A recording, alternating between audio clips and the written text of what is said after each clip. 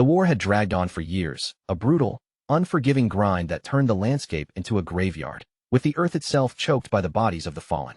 Deep within the center of this horrific carnage, a man suddenly lurched, his body racked by a violent cough that expelled a thick, crimson spray of blood as he reeled from an impact that ought to have been his final moment.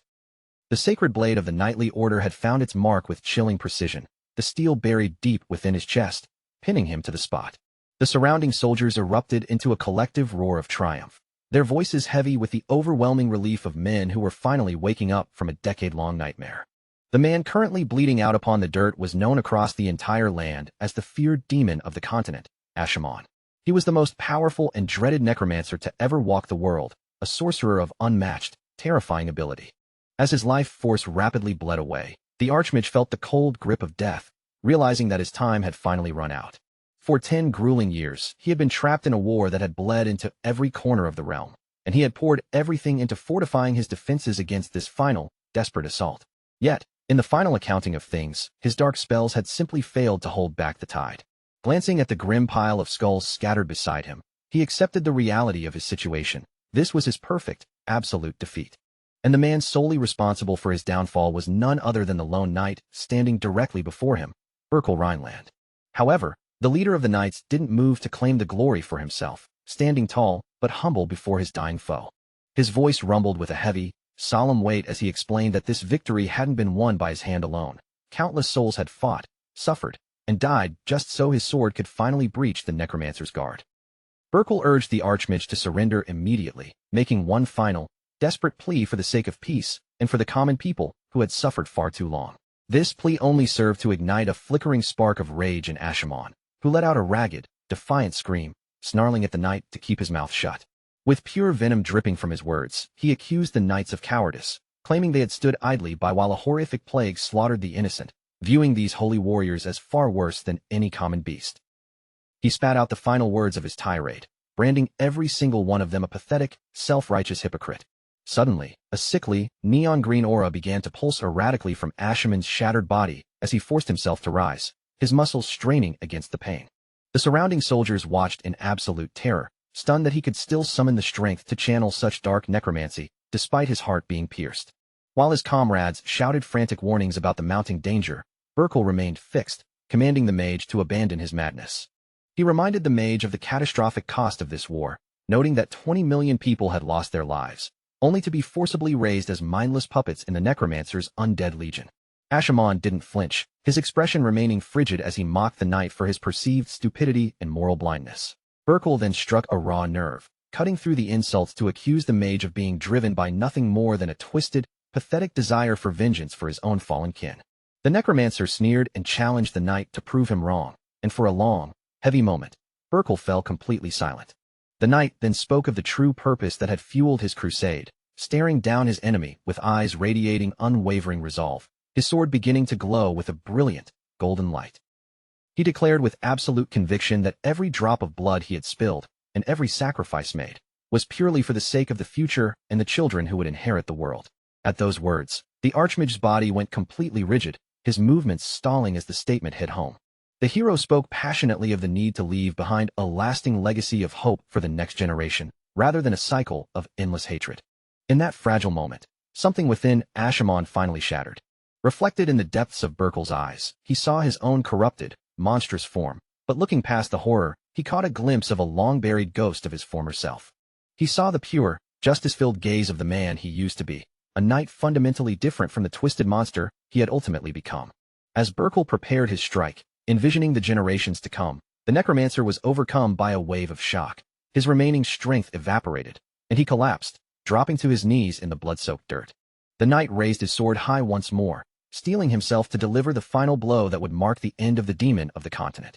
The pivotal moment had arrived, the final stroke that would bring an end to the chaos of the past decade. But just as Burkle lunged forward, he unexpectedly stumbled, his footing betraying him, causing his men to gasp in alarm at the sudden, inexplicable lapse. Seizing that split-second opening, Asha'man gripped a secondary blade etched with pulsing, dark runes and hissed a final, chilling taunt at his executioner. He asked Burkle if he had any last words, his lips curling into a gory, triumphant smile as he declared that ending the life of a man like him was never going to be quite that simple. Even while drenched in his own lifeblood, It was clear that the Necromancer had been holding back one final, lethal card to play. Suddenly, a violent, roiling wave of shadowy energy erupted from his core, surging toward Burkle with terrifying, concussive force. The knight was blasted backward by the sheer raw pressure, while Ashamon's eyes ignited with a strange, dark, and mysterious power. Holding his runic blade high, the mage channeled his remaining will into a final, desperate act of vengeance against the world that had cast him out. A blinding explosion of light swallowed the entire battlefield, and as the dust began to clear, the soldiers cheered, certain that their enemy had finally been defeated. Lying broken and defeated on the ground, the mage heard the sickening, final crack of his own neck as the light left his vision. As the distant sounds of victory cheers grew faint, his consciousness finally drifted away, his eyes closing slowly on the blurred, dark silhouette of the figure standing over him. And just like that, the 10-year war that had ravaged the continent and stolen countless lives finally reached its end. This marked the definitive death of the demon of the continent, the legendary necromancer known as Ashamon. Yet, in the very heartbeat that should have been his final expiration, something truly inexplicable began to stir. The perspective shifted abruptly, moving away from the battlefield to a massive, opulent mansion shrouded in the darkness of a raging, thunderous storm. Inside, two maids were hovering nearby, buzzing with startled excitement as they realized the young master's lips had just twitched for the very first time. Confused by the sudden warmth and the completely unfamiliar surroundings, the mage wondered in a haze of bewilderment what on earth was happening to him. He opened his eyes to a second life, reborn as a helpless baby named Cleanse, with absolutely no idea what world he had fallen into or how he had ended up there in the first place. One of the maids gently held up a portrait before him, pointing to the elegant duchess in the frame and telling him that the woman in the painting was his mother. When the maid leaned closer and tried to coax a word out of him, Cleanse felt his tiny infant body tense up with all the strength it could muster. His small face tightened, his limbs stiffened, and with a struggle far too intense for a baby, he desperately tried to push actual words from his mouth. The maid stared in complete shock. To the maids, it looked like a miracle, as if this little prodigy was about to speak his very first words. But the truth was completely different. Cleanse was not trying to call for his mother or babble like an ordinary child. He was trying to summon his dark servants and command them to obey him. Inside, he was screaming for his servants to answer his call and come before him at once. But to the women surrounding the crib, all they heard was the loud, frightened crying of an ordinary infant. At that exact moment, lightning ripped across the night sky. A violent white flash burst through the darkness, lighting up the entire mansion so fiercely that, for one breathless instant, the whole estate seemed swallowed by that blinding glow. And just like that, as if time itself had been swept away in a single blink, 15 years passed. Now the mansion garden looked peaceful beneath the warm afternoon sun, and the fountain at its center glittered brightly as water danced and shimmered in the light. Near the fountain, several young ladies stood together, their eyes wide and their faces filled with a mixture of honest surprise, excitement, and breathless admiration. Across the spacious estate, a young man moved with calm confidence, his steps smooth and steady, carrying himself with the relaxed elegance of someone who had grown up surrounded by luxury. The girls could not help whispering among themselves as he passed, completely captivated by his sharp, beautiful features and the way his long hair flowed around him. Then his full appearance came into view, leaving them even more stunned than before. Standing before them was a breathtakingly handsome young man, with hair so pale and pure it looked like freshly fallen snow. His face was almost unreal in its perfection, so flawless and refined that it seemed less like the work of human birth and more like something carefully carved by the hands of the gods themselves. The young ladies sighed dreamily, unable to hold back their praise as they gushed over how dazzling young Master Cleanse had become. One of them even wondered aloud what kind of food a person had to eat to grow into such divine beauty. They were left floating in their own fantasies, wondering what heavenly nectar someone would need to drink just to look that graceful and otherworldly. But their sweet little daydream was shattered in an instant when a man came stomping through the garden toward Cleanse, dragging a heavy bucket in his hands. Without the slightest warning, he hurled the contents over the young man, soaking him in holy water while shouting for the evil spirit inside that body to leave at once. This man was Garrison, a priest who had believed from the very beginning that something was terribly wrong with young Cleanse. Dripping wet and looking utterly unimpressed, Cleanse stood there as Garrison pointed sharply toward the three nearby girls, accusing them of already being bewitched by the boy's dark influence. Cleanse, soaked from head to toe, simply looked at the priest and asked whether he ever got tired of repeating this same ridiculous purification ritual over and over again. But Garrison refused to back down.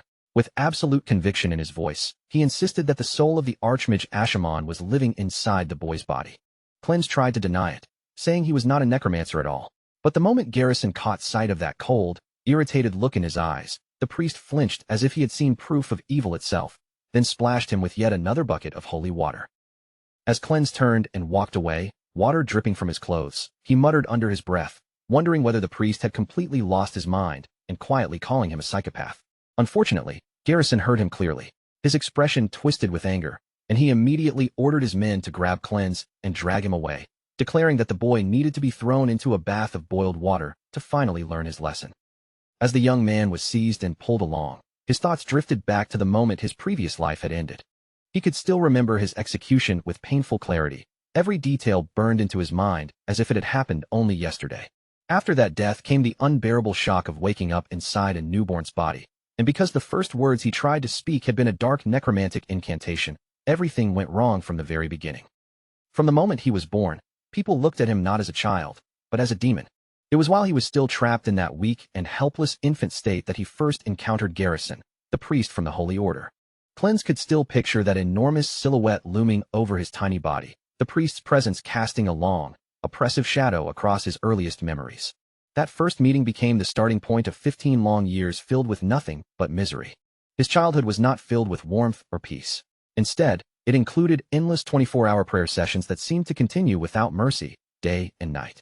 There were forced baths in freezing garlic water, and so-called purifying fire ceremonies where he was tied to a cross and displayed in front of everyone like some cursed creature. Under the excuse of sacred rituals, Cleanse had been forced to suffer nearly every kind of torment imaginable. Now, 15 years later, he sat at his own party with a face full of open disgust, looking as though he would rather be anywhere else in the world. Beside him, his personal maid Erin clasped her hands together and prayed with all her heart that he would one day follow the noble legacy of a hero. But Cleanse had completely run out of patience with the suffocating religious mood around him. His face darkened, he rose from his seat, and with one sharp motion, he flung his party hat across the room. Erin's expression immediately crumbled. Looking genuinely hurt, she complained that she had made that hat with her own hands and poured her whole heart into it. Seeing how crushed she looked, Cleanse felt a sudden stab of guilt. His anger softened for a moment, and he started walking over to pick up the hat and apologize.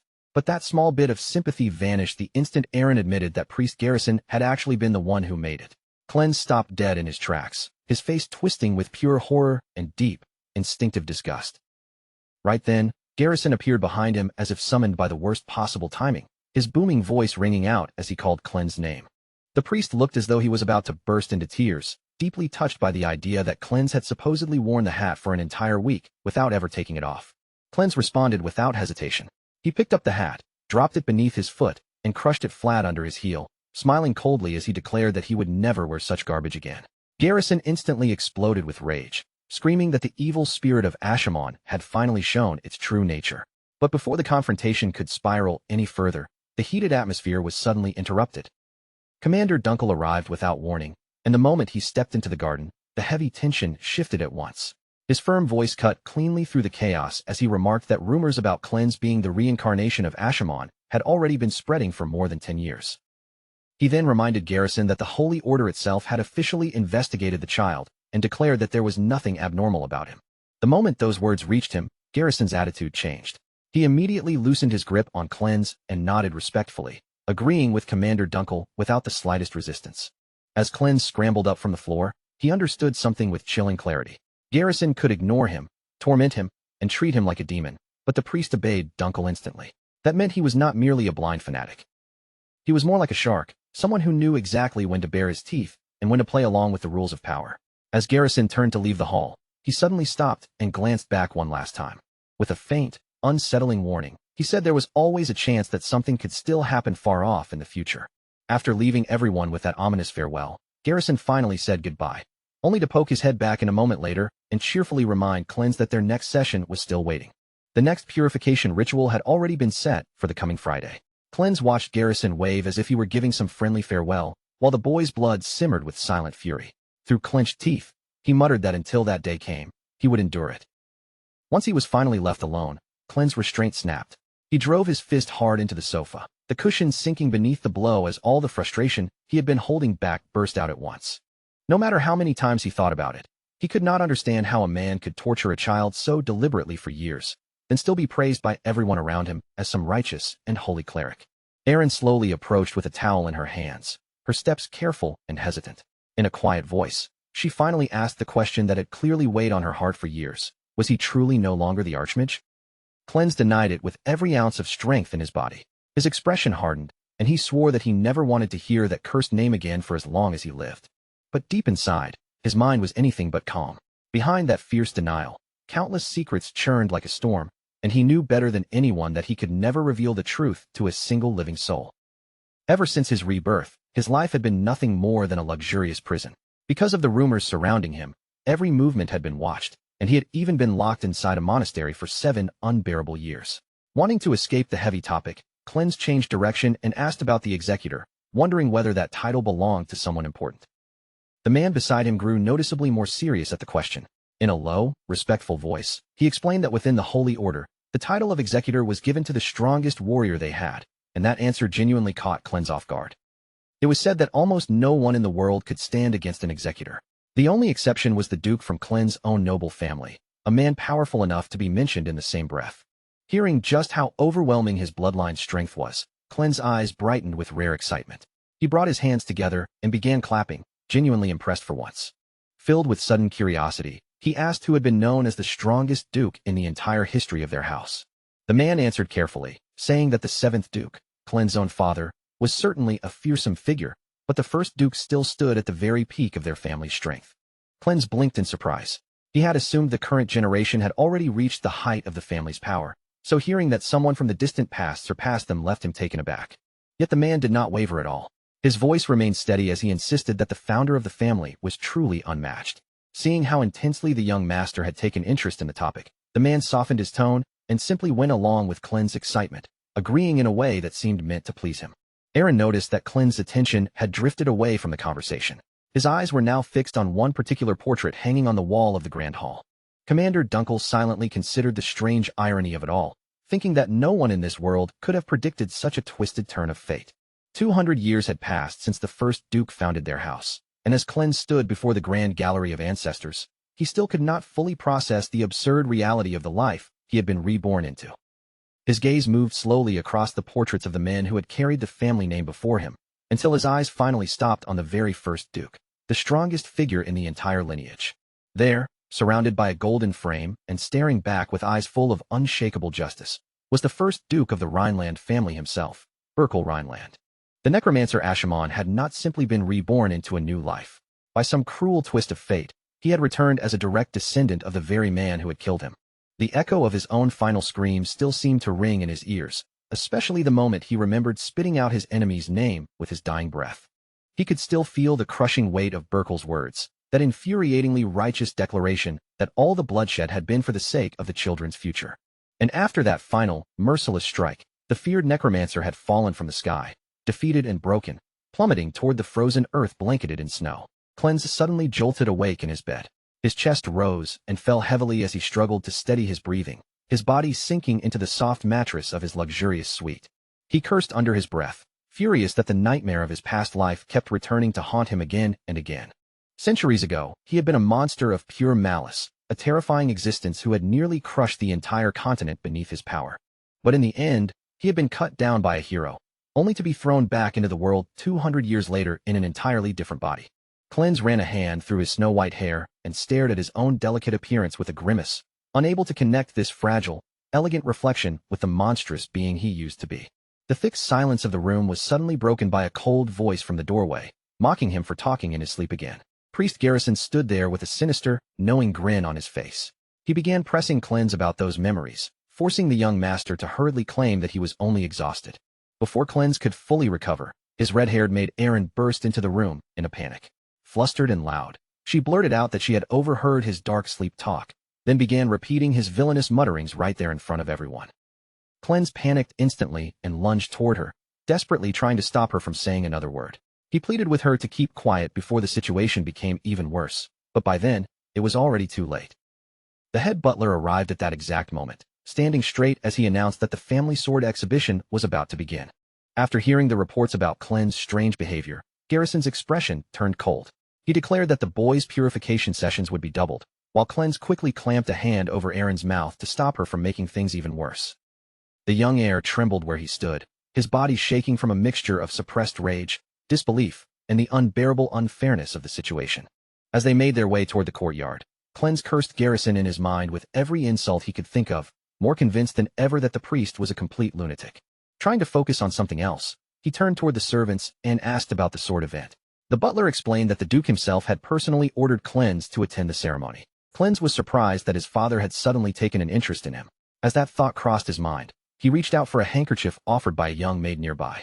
The mustachioed butler immediately snapped at the girl for disturbing the master, but Cleanse stepped in before she could shrink away in fear. Instead of scolding her, he defended her and handed her a biscuit, sending the girl into pure, happy munching bliss. As Cleanse looked out over the grand estate, he quietly tried to figure out why his father had summoned him so suddenly. Then the butler revealed the second reason behind the gathering. Relatives from the family's secondary branch had come to visit. The moment Cleanse heard that, his expression darkened. He already knew exactly what kind of irritating political performance was waiting for him. As soon as he entered the hall, the noble relatives gathered around like vultures, their eyes lighting up with open malice the moment they saw him. They wasted no time mocking him, deliberately bringing up the name of the ancient villain just to watch his reaction and see whether they could make him flinch. The group laughed among themselves, loudly reminding everyone that the so-called demon child had spent 7 miserable years wasting away inside a monastery. Cleanse observed them with cold, calculating eyes. He immediately recognized the gluttonous relatives from the northern branch, people who had clearly only come here to eat and drink for free. Then his gaze moved toward a blonde girl whose posture practically overflowed with arrogance. She was another relative from a side branch, and from the look on her face, she seemed more than ready to turn the family gathering into a battlefield of insults. The girl from the western branch stood with an air of icy superiority, her eyes sweeping across the room as though everyone around her was too insignificant to deserve her attention. Cleanse ignored every petty jab and cutting insult thrown his way. Without giving the group the reaction they wanted, the primary heir simply walked straight past them, leaving the nobles fuming behind him. One of the cousins finally snapped, his patience breaking all at once. His face flushed red with anger as he glared at Cleanse and barked out a furious question, demanding to know whether this so-called piece of trash really planned to keep ignoring them inside his own family estate. The arrogant noble kept raising his voice, throwing his weight around, as if the entire mansion belonged to him. But to the former archmage, the sight was almost laughable. These branch family members had walked into the main estate and were now acting like they were the true masters of the house.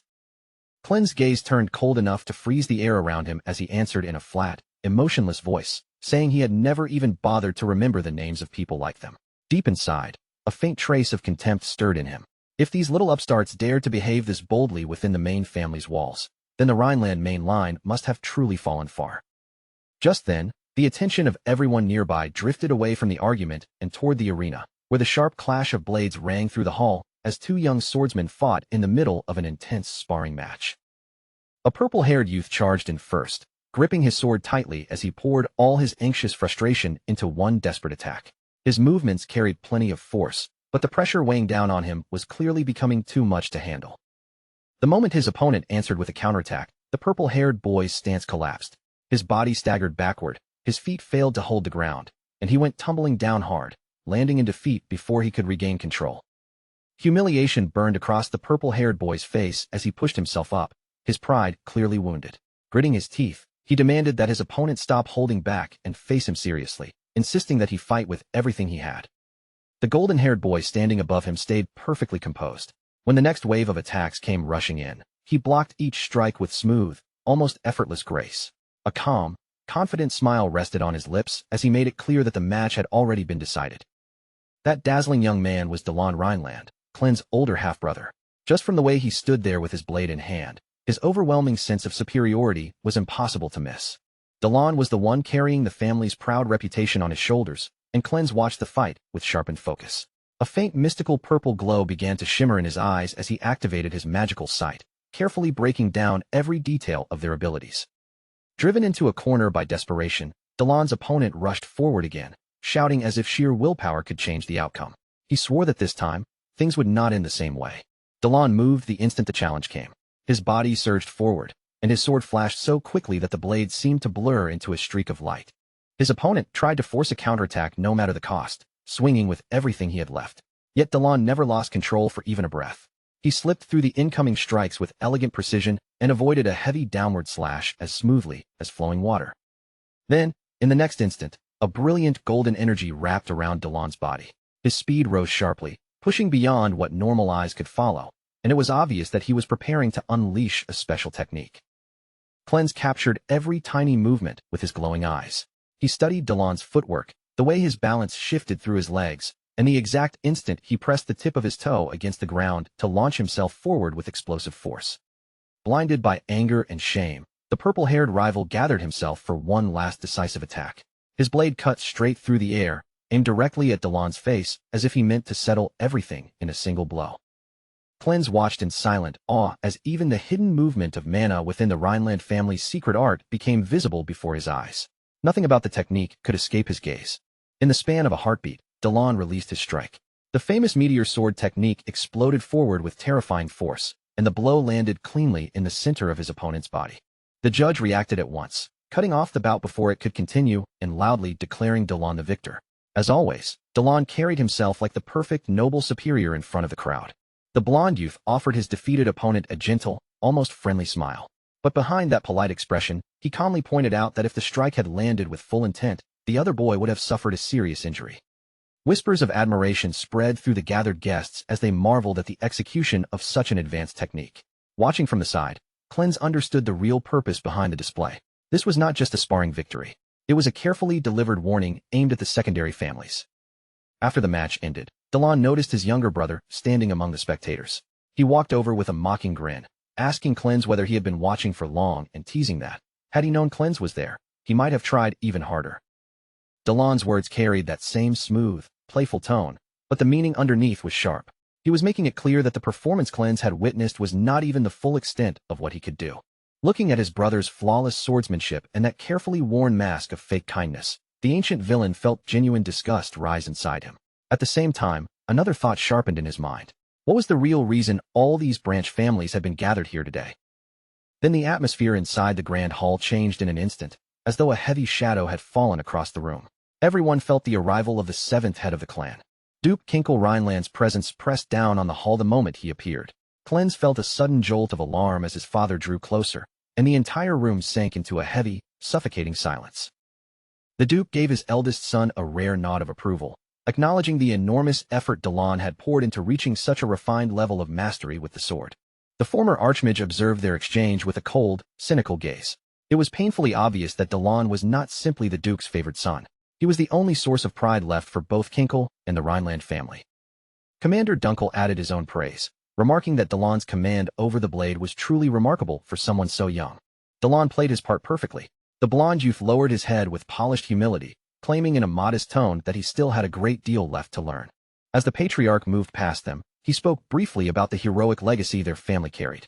Delon responded at once, bowing deeply with the appearance of absolute devotion and respect. Then the Duke's eyes shifted toward Cleanse. The warmth he had shown Delon vanished completely, replaced by a frigid, cutting stare filled with undisguised contempt. He offered Cleanse no kind words, no trace of affection, not even the barest sign of concern. The Duke simply stared at the silver-haired boy in silence, and that silence alone made his shame over this failed heir painfully clear. Then, under the stunned eyes of the assembled guests, the clan leader reached out and placed his hand on the silver-haired boy's head. After a brief moment, he coldly declared that he could not feel even a single spark of mana within him. Cleanse lowered his head and gave a quiet apology. He understood exactly what that meant in this world. For a noble to be born without magic was no different from being treated as already dead. At that moment, Commander Dunkel stepped forward and tried to defend him, suggesting that the years Cleanse had spent isolated in the monastery might have simply stunted his growth. But even with that explanation, the damage had already been done. The crowd immediately sank into ugly whispers. Guests murmured about the heir who had no mana at all, their voices dripping with mockery. Some even muttered that if the main line had fallen to such a useless state, then perhaps it was finally time for the branch families to take control. Later, as Cleanse walked alone through the long corridors, he told himself that he could endure the insults aimed at him personally. Words like that were nothing he could not bear. But then Burkel's famous words surfaced in his mind, the ones about protecting the future and carrying forward what mattered most. Cleanse's hands slowly tightened at his sides. His fists clenched so hard that his knuckles turned pale, and a tidal wave of rage began to surge through him from deep within. To the former Archmage, the irony was almost unbearable. He had once lost his life to a man whose bloodline had now decayed into this kind of pathetic trash. As the guests began leaving the estate, the mockery still did not come to an end. The sneers and whispered insults followed Cleanse even after the formal gathering had broken apart. Dalton, The purple-haired youth from the branch family stepped directly into Clen's path and blocked his way.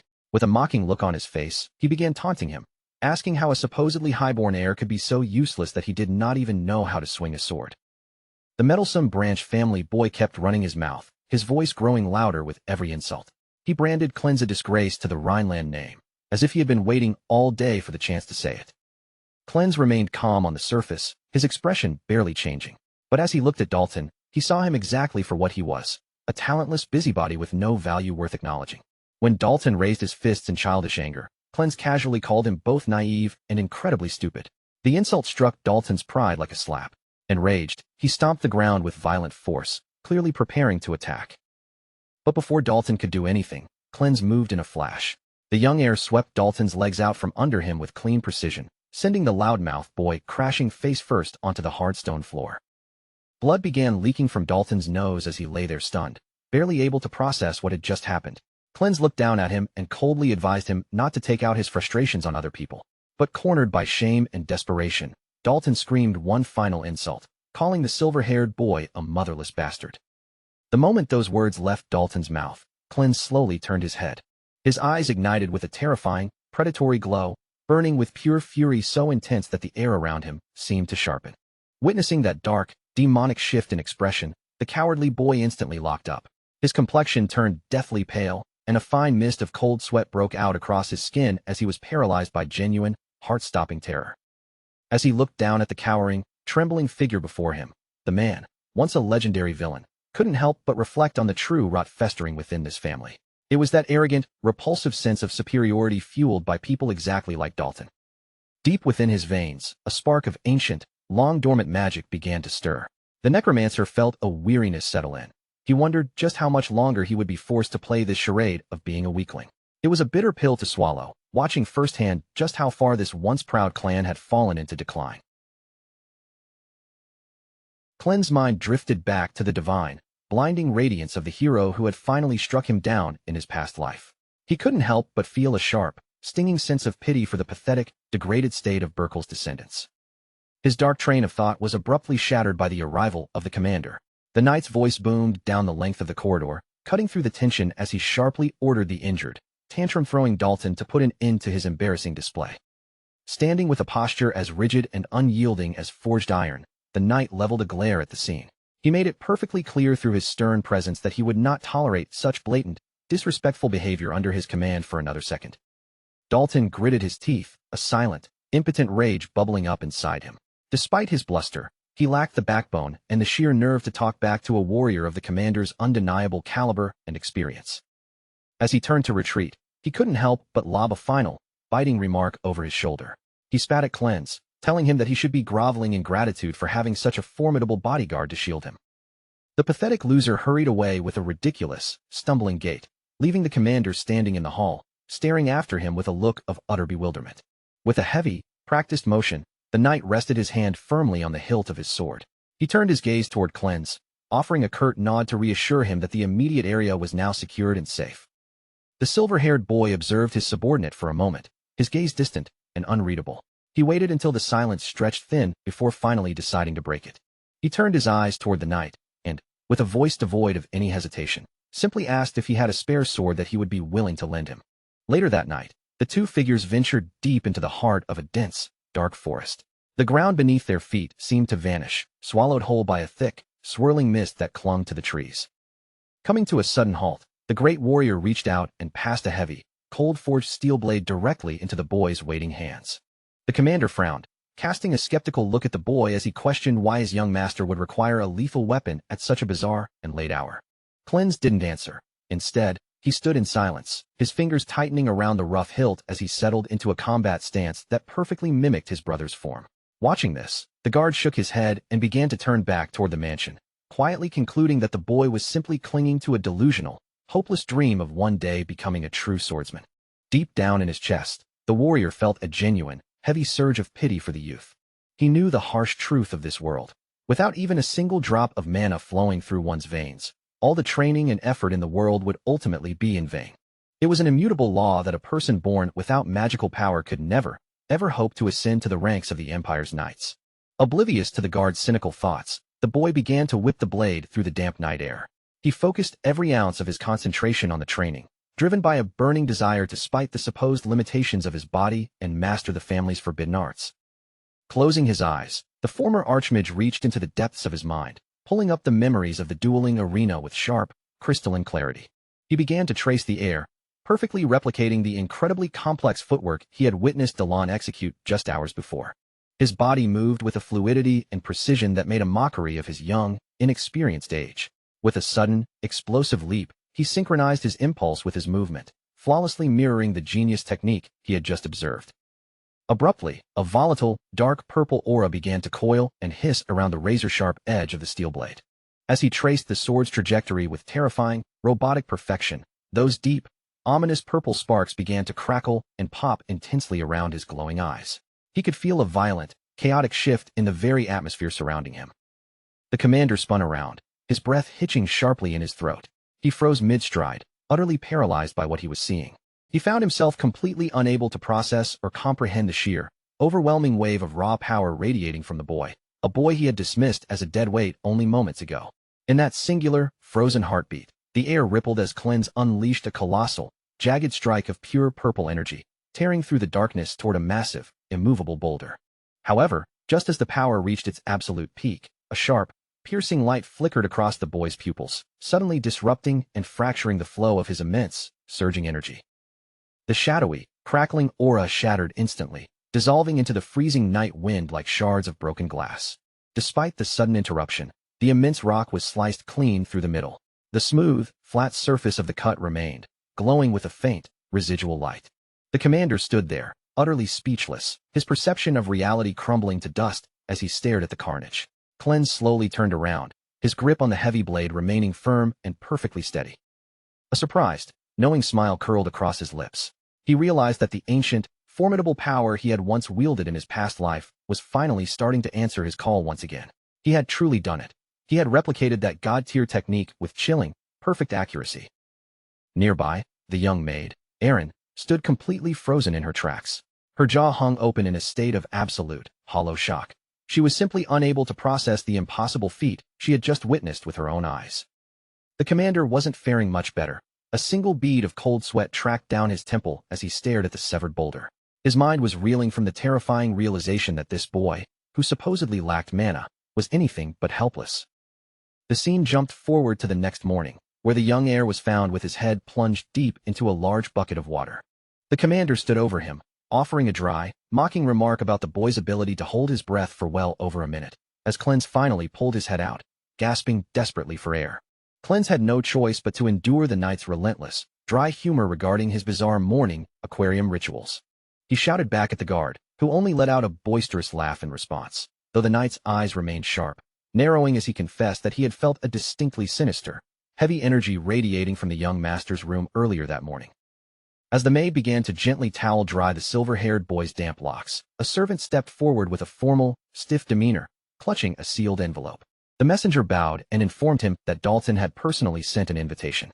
Cleanse blinked, his mind blanking on the name for a fleeting moment, until the servant reminded him of the apology that Dalton was supposedly desperate to offer.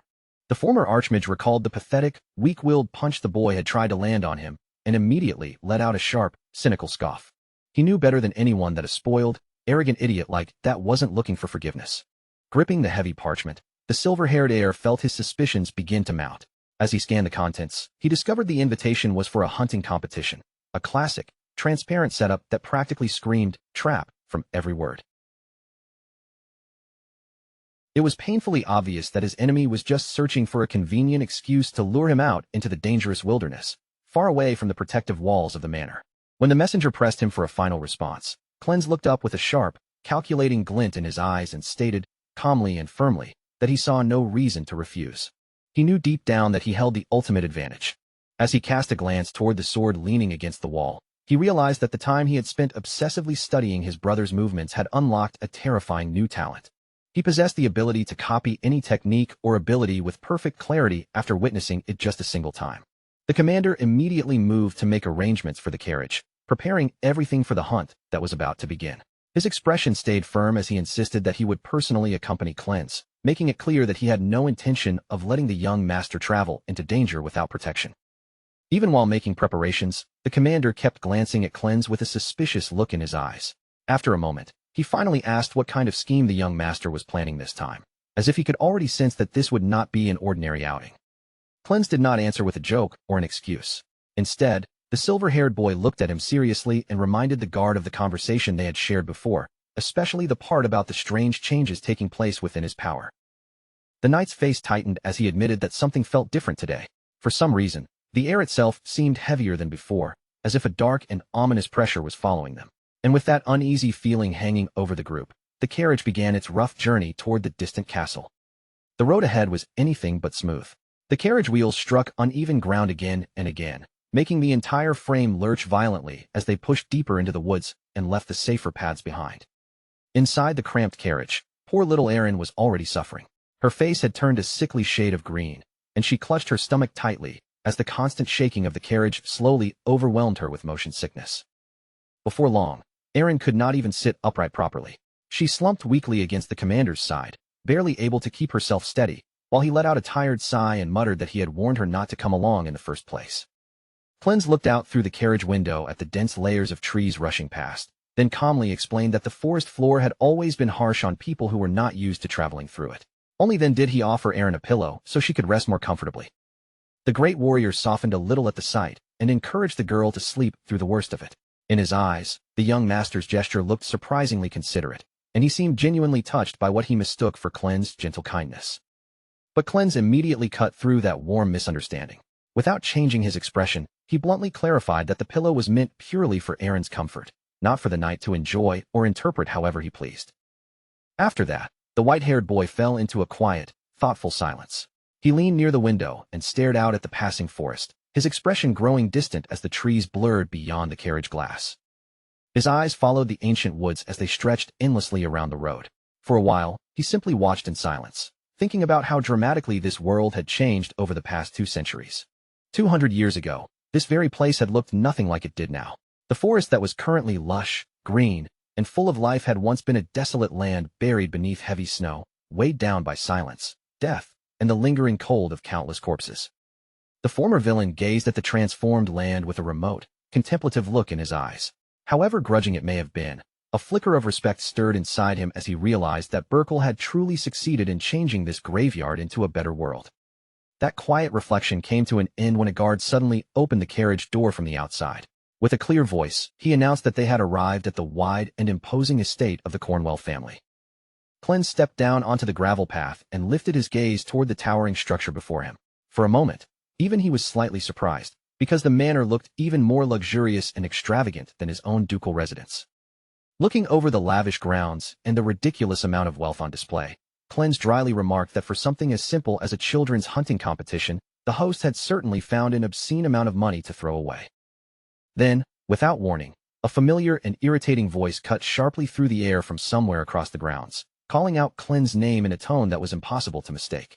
Dalton strode toward him with a smug look on his face, surrounded by a pack of lean, panting hunting dogs. As the animals tugged and breathed heavily beside him, he sneered at Cleanse and asked what the silver-haired trash was staring at. Dalton then bragged without the slightest shame that all this luxury had been built using wealth siphoned from Cleanse's own family. He punctuated the insult with an ugly, mocking laugh, clearly enjoying the chance to rub it in. Beside Dalton, one of the massive hounds lowered its head and released a deep, guttural growl. Thick strings of saliva hung from its jaws, dripping slowly toward the ground as its hungry eyes fixed forward. Cleanse glanced over the pack and quickly noticed something disturbing. The dogs were not simply fierce, they looked painfully thin. In a flat, unimpressed tone, he asked when the competition was actually going to begin. Dalton waved off his impatience with casual arrogance, as if Cleanse was too dull to understand what was about to happen. Then he told his rival to watch carefully, wearing a smile that made his cruelty obvious. With a deliberate show of malice, Dalton released the starving pack, letting the hungry dogs surge forward as part of his twisted demonstration. The ferocious hounds rushed into the woods, and Dalton explained with a pleased look that he had hidden bait all across the mountain to lure wild beasts into the hunting grounds. He bragged that a starving dog's sense of smell was 100,000 times sharper than a human's, as though the suffering of the animals only made his plan more impressive in his own eyes. As the hounds disappeared into the brush, Dalton raised his bow, his posture relaxed and confident, like he was preparing to show off a trick he had practiced many times before. The dogs sprinted forward with their jaws wide open, driven by nothing but hunger and primal desperation. Yet the moment they reached the bait, Dalton's arrows struck them down one after another, their pained yelps cutting through the forest while he laughed at his own twisted success. Erin's face filled with horror at the senseless violence unfolding in front of her. Unable to stay silent, the little girl stepped forward, trembling but determined, and tried to defend her master's honor. Dalton barely took her seriously. He looked down at her and recognized her as the little brat Cleanse always dragged around, his tone dripping with contempt. He reached a hand toward her as if he were merely going to pat her head, but his expression quickly twisted into something far more sinister. He asked what a useless girl like her could possibly offer, and in the next instant, he grabbed Erin's arm with brutal force, yanking her toward him hard enough to hurt. Before Dalton could go any further, Cleanse's hand shot out and locked around his wrist. His grip closed like a vice, stopping Dalton's movement completely. Cleanse's eyes flared with a cold, predatory fury as he stared straight at Dalton. In a voice that carried no hesitation, he warned him to take his hands off Erin immediately, or he would break his arm right there where he stood. Dalton's face flickered with shock when he felt the raw strength in Cleanse's grip. Panicking, he threw a desperate punch toward Cleanse's face, but Cleanse avoided it with a smooth, effortless tilt of his head. Dalton tried to sneer afterward, but it was obvious he was only trying to hide his fear. Rather than continue the confrontation there, Dalton suddenly leaped onto his horse. From the saddle, he challenged Cleanse to follow him deeper into the hunt, making the invitation sound more like a threat than a game. Cleanse mounted his own steed and ordered the commander to remain behind with Erin, telling him to protect her until he returned. But the knight refused to simply stand down. He held his ground and revealed a magic scroll tucked carefully into his belt. The commander explained that it was a signaling charm, a rare tool that could be activated simply by tearing it apart. Most importantly, it did not require any mana to use. That meant the moment danger appeared, the commander could call for help or move to Cleanse's aid without delay, even if magic itself could not be relied on. Cleanse gave a sharp nod of understanding. He knew Dalton's father was a suspicious man by nature, and if Dalton intended to vanish into the deep woods, then this was probably part of something far darker than an ordinary hunting game. The situation had already reached the edge of exploding. Before driving his horse forward, Cleanse looked back at the commander, and the weight in his gaze felt far too heavy for a normal teenage boy. He told the commander to tear the scroll the instant anything went wrong. Then, with chilling certainty, he assured the knight that if that happened, a great storm would rise in his hand. The strange promise left the warrior silent. He could only watch as Cleanse urged his horse onward and disappeared between the dark trunks, vanishing into the shadowed depths of the forest. Time slowly slipped away, and night eventually settled over the forest. Under the pale moonlight, the woods transformed into a maze of tangled branches, black tree trunks, and silver lights stretching across the ground. As Cleanse rode deeper into the darkness, the former archmage calmly considered Dalton's movements. In his mind, his rival could not have hidden himself too far from the main path. At last, Cleanse broke through into a clearing and found Dalton waiting there. The purple-haired boy stood like a twisted silhouette against a horrifying scene, surrounded by a circle of slaughtered animals. With a sneer, he asked why the illustrious heir had taken so long to find him. Cleanse slowly dismounted from his horse, landing lightly on the ground. His eyes moved across the clearing, carefully taking in the strange and gruesome arrangement before him. The lifeless bodies of the hunting dogs lay scattered all around Dalton like grotesque decorations. Their blood soaked into the dark earth, turning the clearing into something that looked far more like a ritual site than the end of a hunt. Dalton rose to his feet with a manic glint shining in his eyes. His expression twisted with excitement as he declared that they had finally reached the grand finale of their competition. Then Dalton drew his sword, and the truth behind the hunt became clear. The animals had only been the beginning. From the start, Cleanse himself had been chosen as the final prey. Dalton openly threatened to slaughter him in the forest and then deliver the news of his tragic accident to his elder sister like a trophy, savoring every word as if the cruelty itself was part of his victory. Dalton sneered as he dragged the Rhineland family name through the dirt, mocking it as nothing more than an empty title, a ridiculous bloodline that had already lost all meaning. A cruel grin slowly spread across Dalton's face, and with one sharp motion of his hand, he gave the signal for the men hiding behind him to make their move. In the next instant, shadowy figures in hoods slipped out from between the trees like ghosts rising from the dark, each one raising a bow and locking their arrows straight onto the white-haired boy. They spat curses at him from the darkness, telling him that his only real mistake was being born with the wrong family name in the wrong era. But the silver-haired boy did not flinch at all. He simply stood there in the middle of the ambush, his expression calm and distant, as if the whole thing was too boring to even surprise him. Dalton's arrogance only grew as he kept running his mouth, bragging that by tomorrow morning, the entire continent would be whispering about how the legendary sword family had finally fallen, while its young master would be left behind as nothing but torn scraps for the beasts of the forest.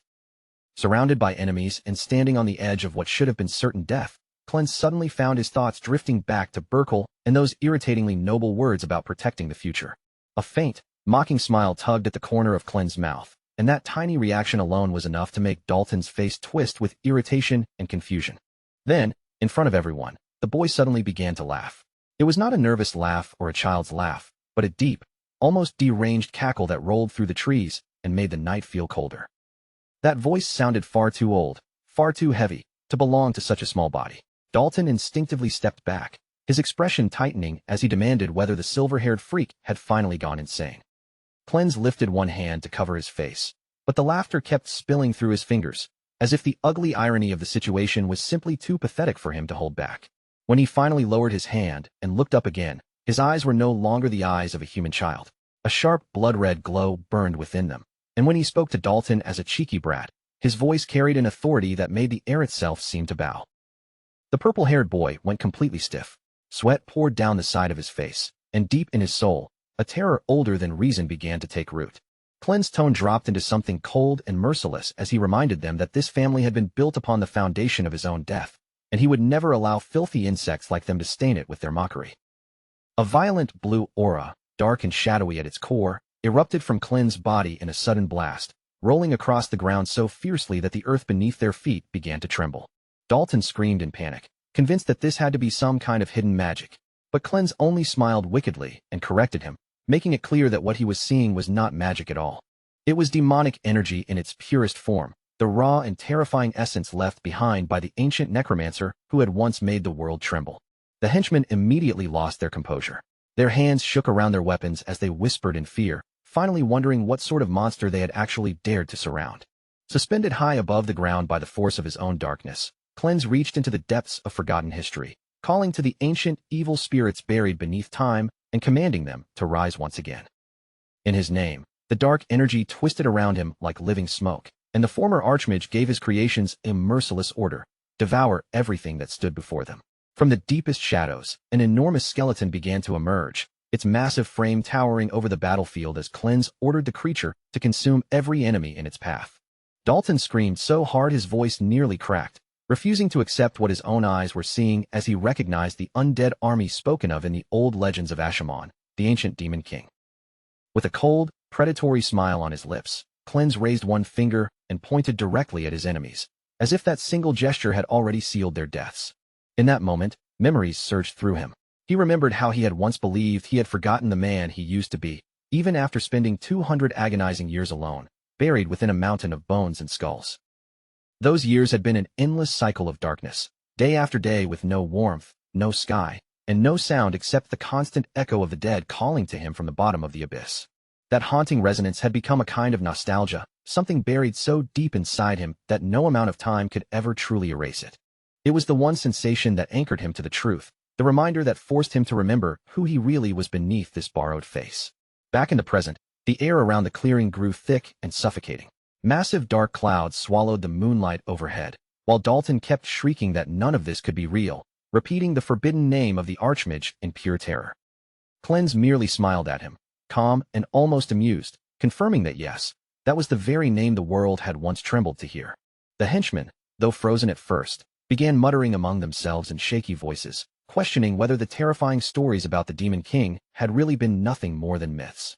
They stared as the giant skeletons held their ground, and one by one, the empty sockets in their skulls ignited with fierce blood-red light that cut through the darkness like burning blades. But after that first wave of fear passed, the mercenaries slowly found their courage again, and their nervous murmurs turned into loud, mocking laughter.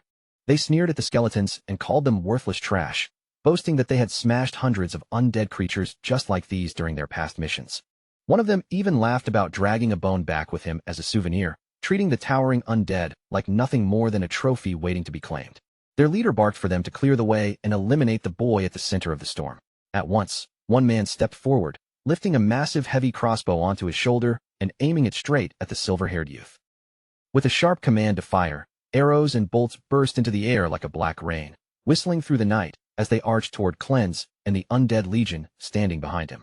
The storm of projectiles closed in at deadly speed, their sharpened tips flashing in Clen's red eyes as they came rushing toward his body, ready to pierce through flesh and bone. But at the exact moment the first arrow should have struck him, the entire volley stopped dead in midair, frozen as if it had slammed into an invisible wall that could not be broken. Dalton immediately shouted in triumph, believing the barrage had turned the space around Clen's into a forest of arrows, and that the boy had finally been skewered. But that celebration lasted only a breath. As the dust and flying debris began to settle, Dalton's confident expression collapsed, and he stared in horror at Clen standing there without a single scratch on him. Huge spectral shields had appeared in front of the skeletons as if summoned from thin air, catching every arrow and bolt before they could touch their master. The army of the dead remained perfectly still, a silent wall of bone and dark power, ready to turn the hunters into prey. Now the skeletons stood even more imposing than before, each one armed with heavy shields that had formed to crush any further assault. Clen's looked over his enemies with a gaze filled with both pity and disdain, saying that 200 years was more than enough time for the world to forget the true terror of his legions. The henchmen fell into panic all over again, their eyes widening as they watched those shields appear from nothing in the bony hands of the monsters before them. Clen spoke with chilling calm, making it clear that ordinary skeletons might indeed shatter easily, but the ones standing before them had been forged on an entirely different level. With a sharp, confident smile, he declared that his undead were nothing like the weak creatures they had fought before. That revelation, combined with the boy's absolute composure, pushed Dalton even deeper into paralyzing dread. Then Clen turned his attention toward the first unit of his undead army and gave them a cold command. He ordered them to break the enemy formation and advance, vowing that those who dared to mock the future of the North would be crushed by his own hands. With that final order, his troops surged forward in overwhelming force. The giant skeletons charged across the clearing with a speed that should have been impossible for bodies made of bone, catching the mercenaries completely unprepared. The enemies gasped in disbelief as the undead closed the distance, unable to understand how mindless piles of bone could move with such sharp, predatory agility. A bone-chilling, silent battle cry rippled through the air, vibrating deep within the minds of the living as Clen's army of the dead surged forward, plunging headlong into the fray with terrifying, relentless momentum. The mercenary leader roared, desperately screaming for his men to hold their ground and suppress the rising tide of panic, but his commands were completely swallowed up by the cacophony of metal clashing against bone and the visceral sounds of impending violence. Before the leader could even blink, one of his own subordinates was brutally slammed by a skeleton, his frame snapping under the unnatural force as he was sent flying through the air like a discarded ragdoll. The systematic massacre began in earnest, turning the once silent woods into a chaotic theater of horrors filled with the blood-curdling screams of dying men and the rhythmic, hollow clatter of skeletal soldiers advancing. Dalton stood rooted to the spot, watching with wide-eyed horror as the battlefield rapidly transformed into a gruesome slaughterhouse of his own making, his plans dissolving into a nightmare of carnage. Without missing a single beat, the young mage calmly turned his attention to his second unit, ordering his skeletal crossbowmen to sweep the area and methodically eliminate any stragglers attempting to flee the slaughter. High above in the gnarled, twisting branches of the surrounding trees, skeletal archers shifted into tactical positions, their empty, hollow eye sockets locking onto their prey with a predatory and unnatural precision. The few surviving mercenaries felt their blood run stone cold as they realized with sickening clarity that the undead weren't just melee monsters. They possessed lethal, long-range capabilities that left nowhere to hide. With a short, dry, and utterly chilling command, the former archmage signaled his forces to unleash their projectiles without a shred of mercy. A massive, lethal volley of arrows whistled through the thick, dark air, flying at such incredible, unnatural speeds that the mercenaries barely had time to register the sound before impact. The mercenaries were cut down exactly where they stood, the sheer, crushing force of the enchanted bolts pinning their bodies firmly to the earth as they shrieked in uncontrollable agony. One particularly resilient mercenary leader refused to go down quietly, desperately raising his sword to deflect the bone-shattering blow of an incoming skeleton. He shouted into the darkness, his voice cracking with desperation as he insisted that this was impossible, swearing that no mere, lowly necromancer could ever command such terrifyingly coordinated power. As he parried another strike, the terrifying realization hit him. If the battle continued at this relentless pace, every single one of them was destined to be utterly and completely annihilated. Dalton watched his carefully laid plans crumble into dust, screaming for his men to listen to his orders, but his frantic voice was utterly lost within the deafening chaos of the surrounding carnage. A skeleton silently crept up from the shadows behind him, its jagged, rusted blade already raised high, poised and ready to deliver a final, lethal blow to the noble's back. Snarling in a blind fit of panicked rage, the purple-haired noble spun around on his heel and delivered a precise, lightning-fast strike that successfully severed the creature's skull from its spine. For a single, fleeting second, he allowed himself a moment of grim celebration, convinced that he had finally discovered the fatal weakness of these monsters by targeting their heads.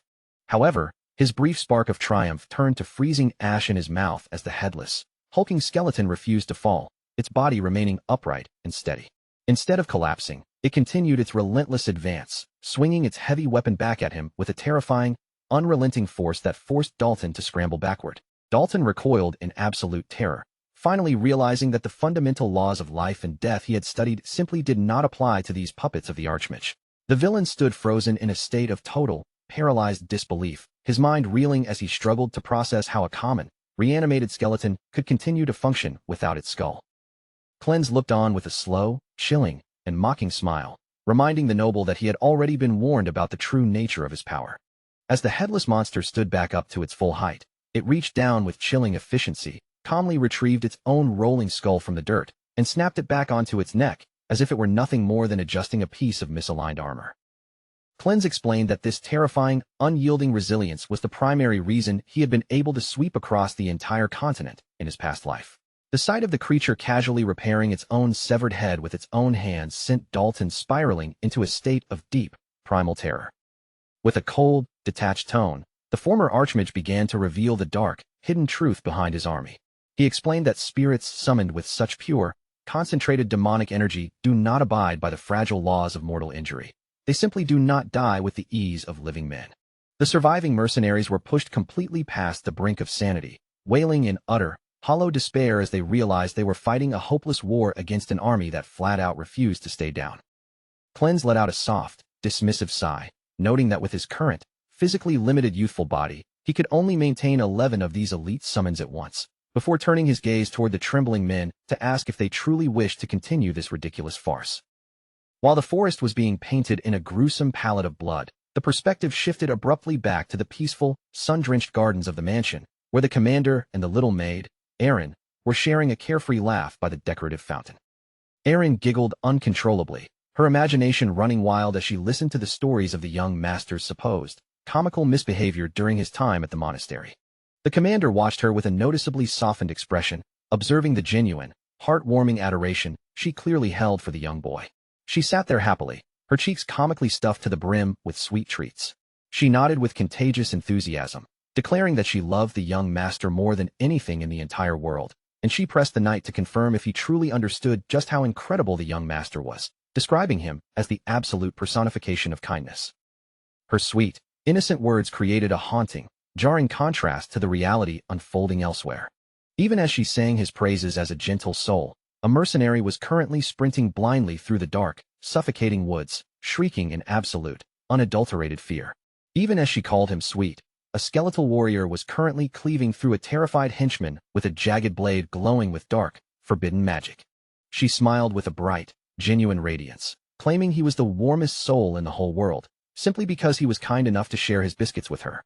While at that very same moment, a cold, oppressive, and shadowy aura of death was actively suffocating the life out of everything moving within the forest. Back in the thick of the gruesome carnage, the protagonist's gaze remained as cold as chips of solid ice, completely devoid of the warmth that Erin so fondly and naively described. One of the last remaining mercenaries let out a final, gurgling cry as a skeleton efficiently ended his life, leaving only the purple-haired Dalton standing alone to defend himself against the onslaught. He was panting heavily, his muscles burning with raw exhaustion as he swung his blade in a frantic, desperate arc. He managed to land one final, heavy blow, but the skeleton's bones simply knit themselves back together in an instant. The sight left him in a state of utter, overwhelming hopelessness.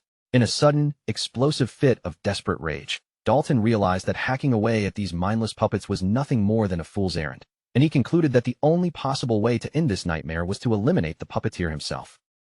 He reasoned that if he could only manage to strike down the young master, the entire army of summons would surely vanish into thin air. With a raw, guttural roar of pure hatred, Dalton abandoned all caution and charged directly toward Cleanse, screaming his name into the chaotic wind.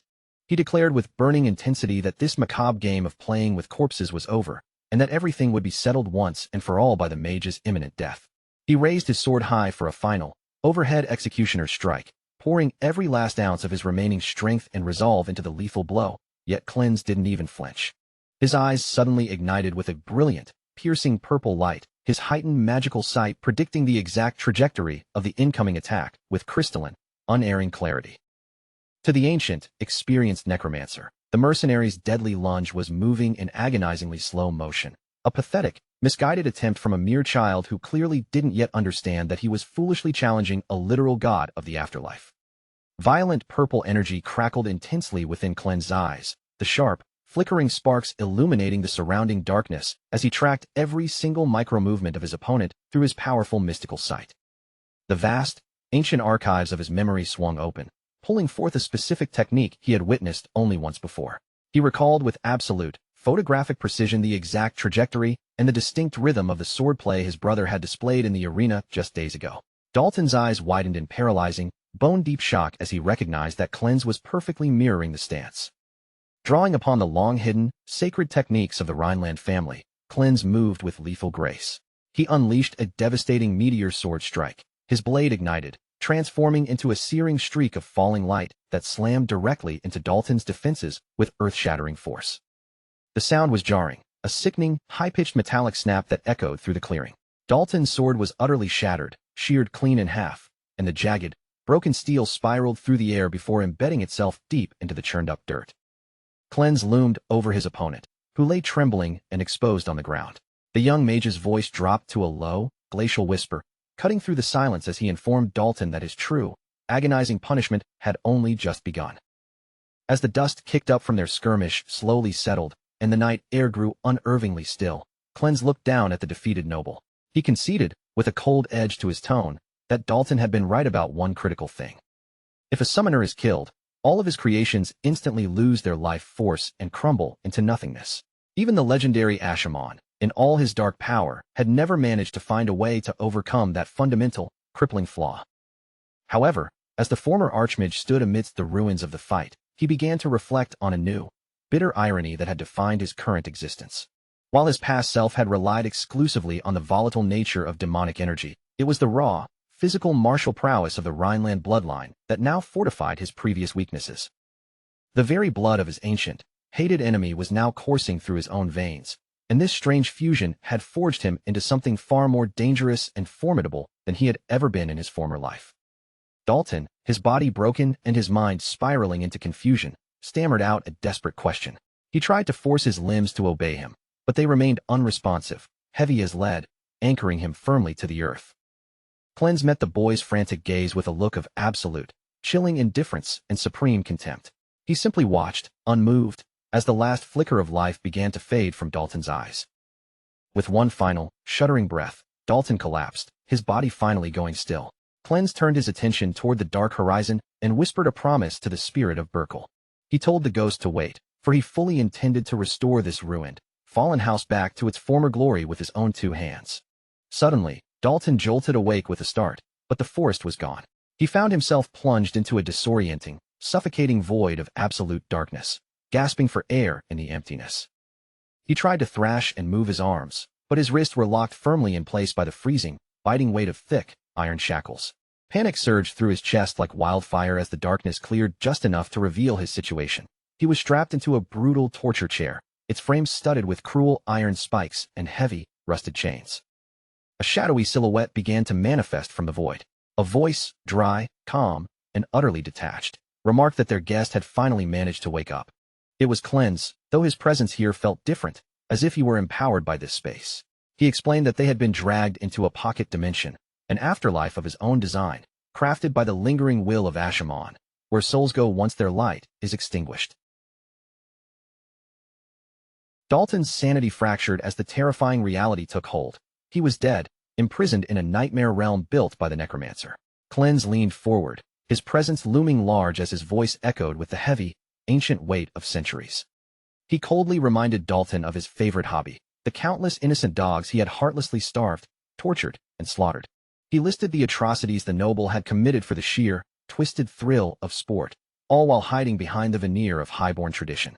The mage vividly recalled the look of perverted joy that had spread across Dalton's face during those cruel hunts, a memory he had now turned into the perfect blueprint for the villain's own eternal suffering. Dalton let out a piercing shriek, begging and demanding to be released, but his desperate cries were quickly swallowed up by the uncaring abyss.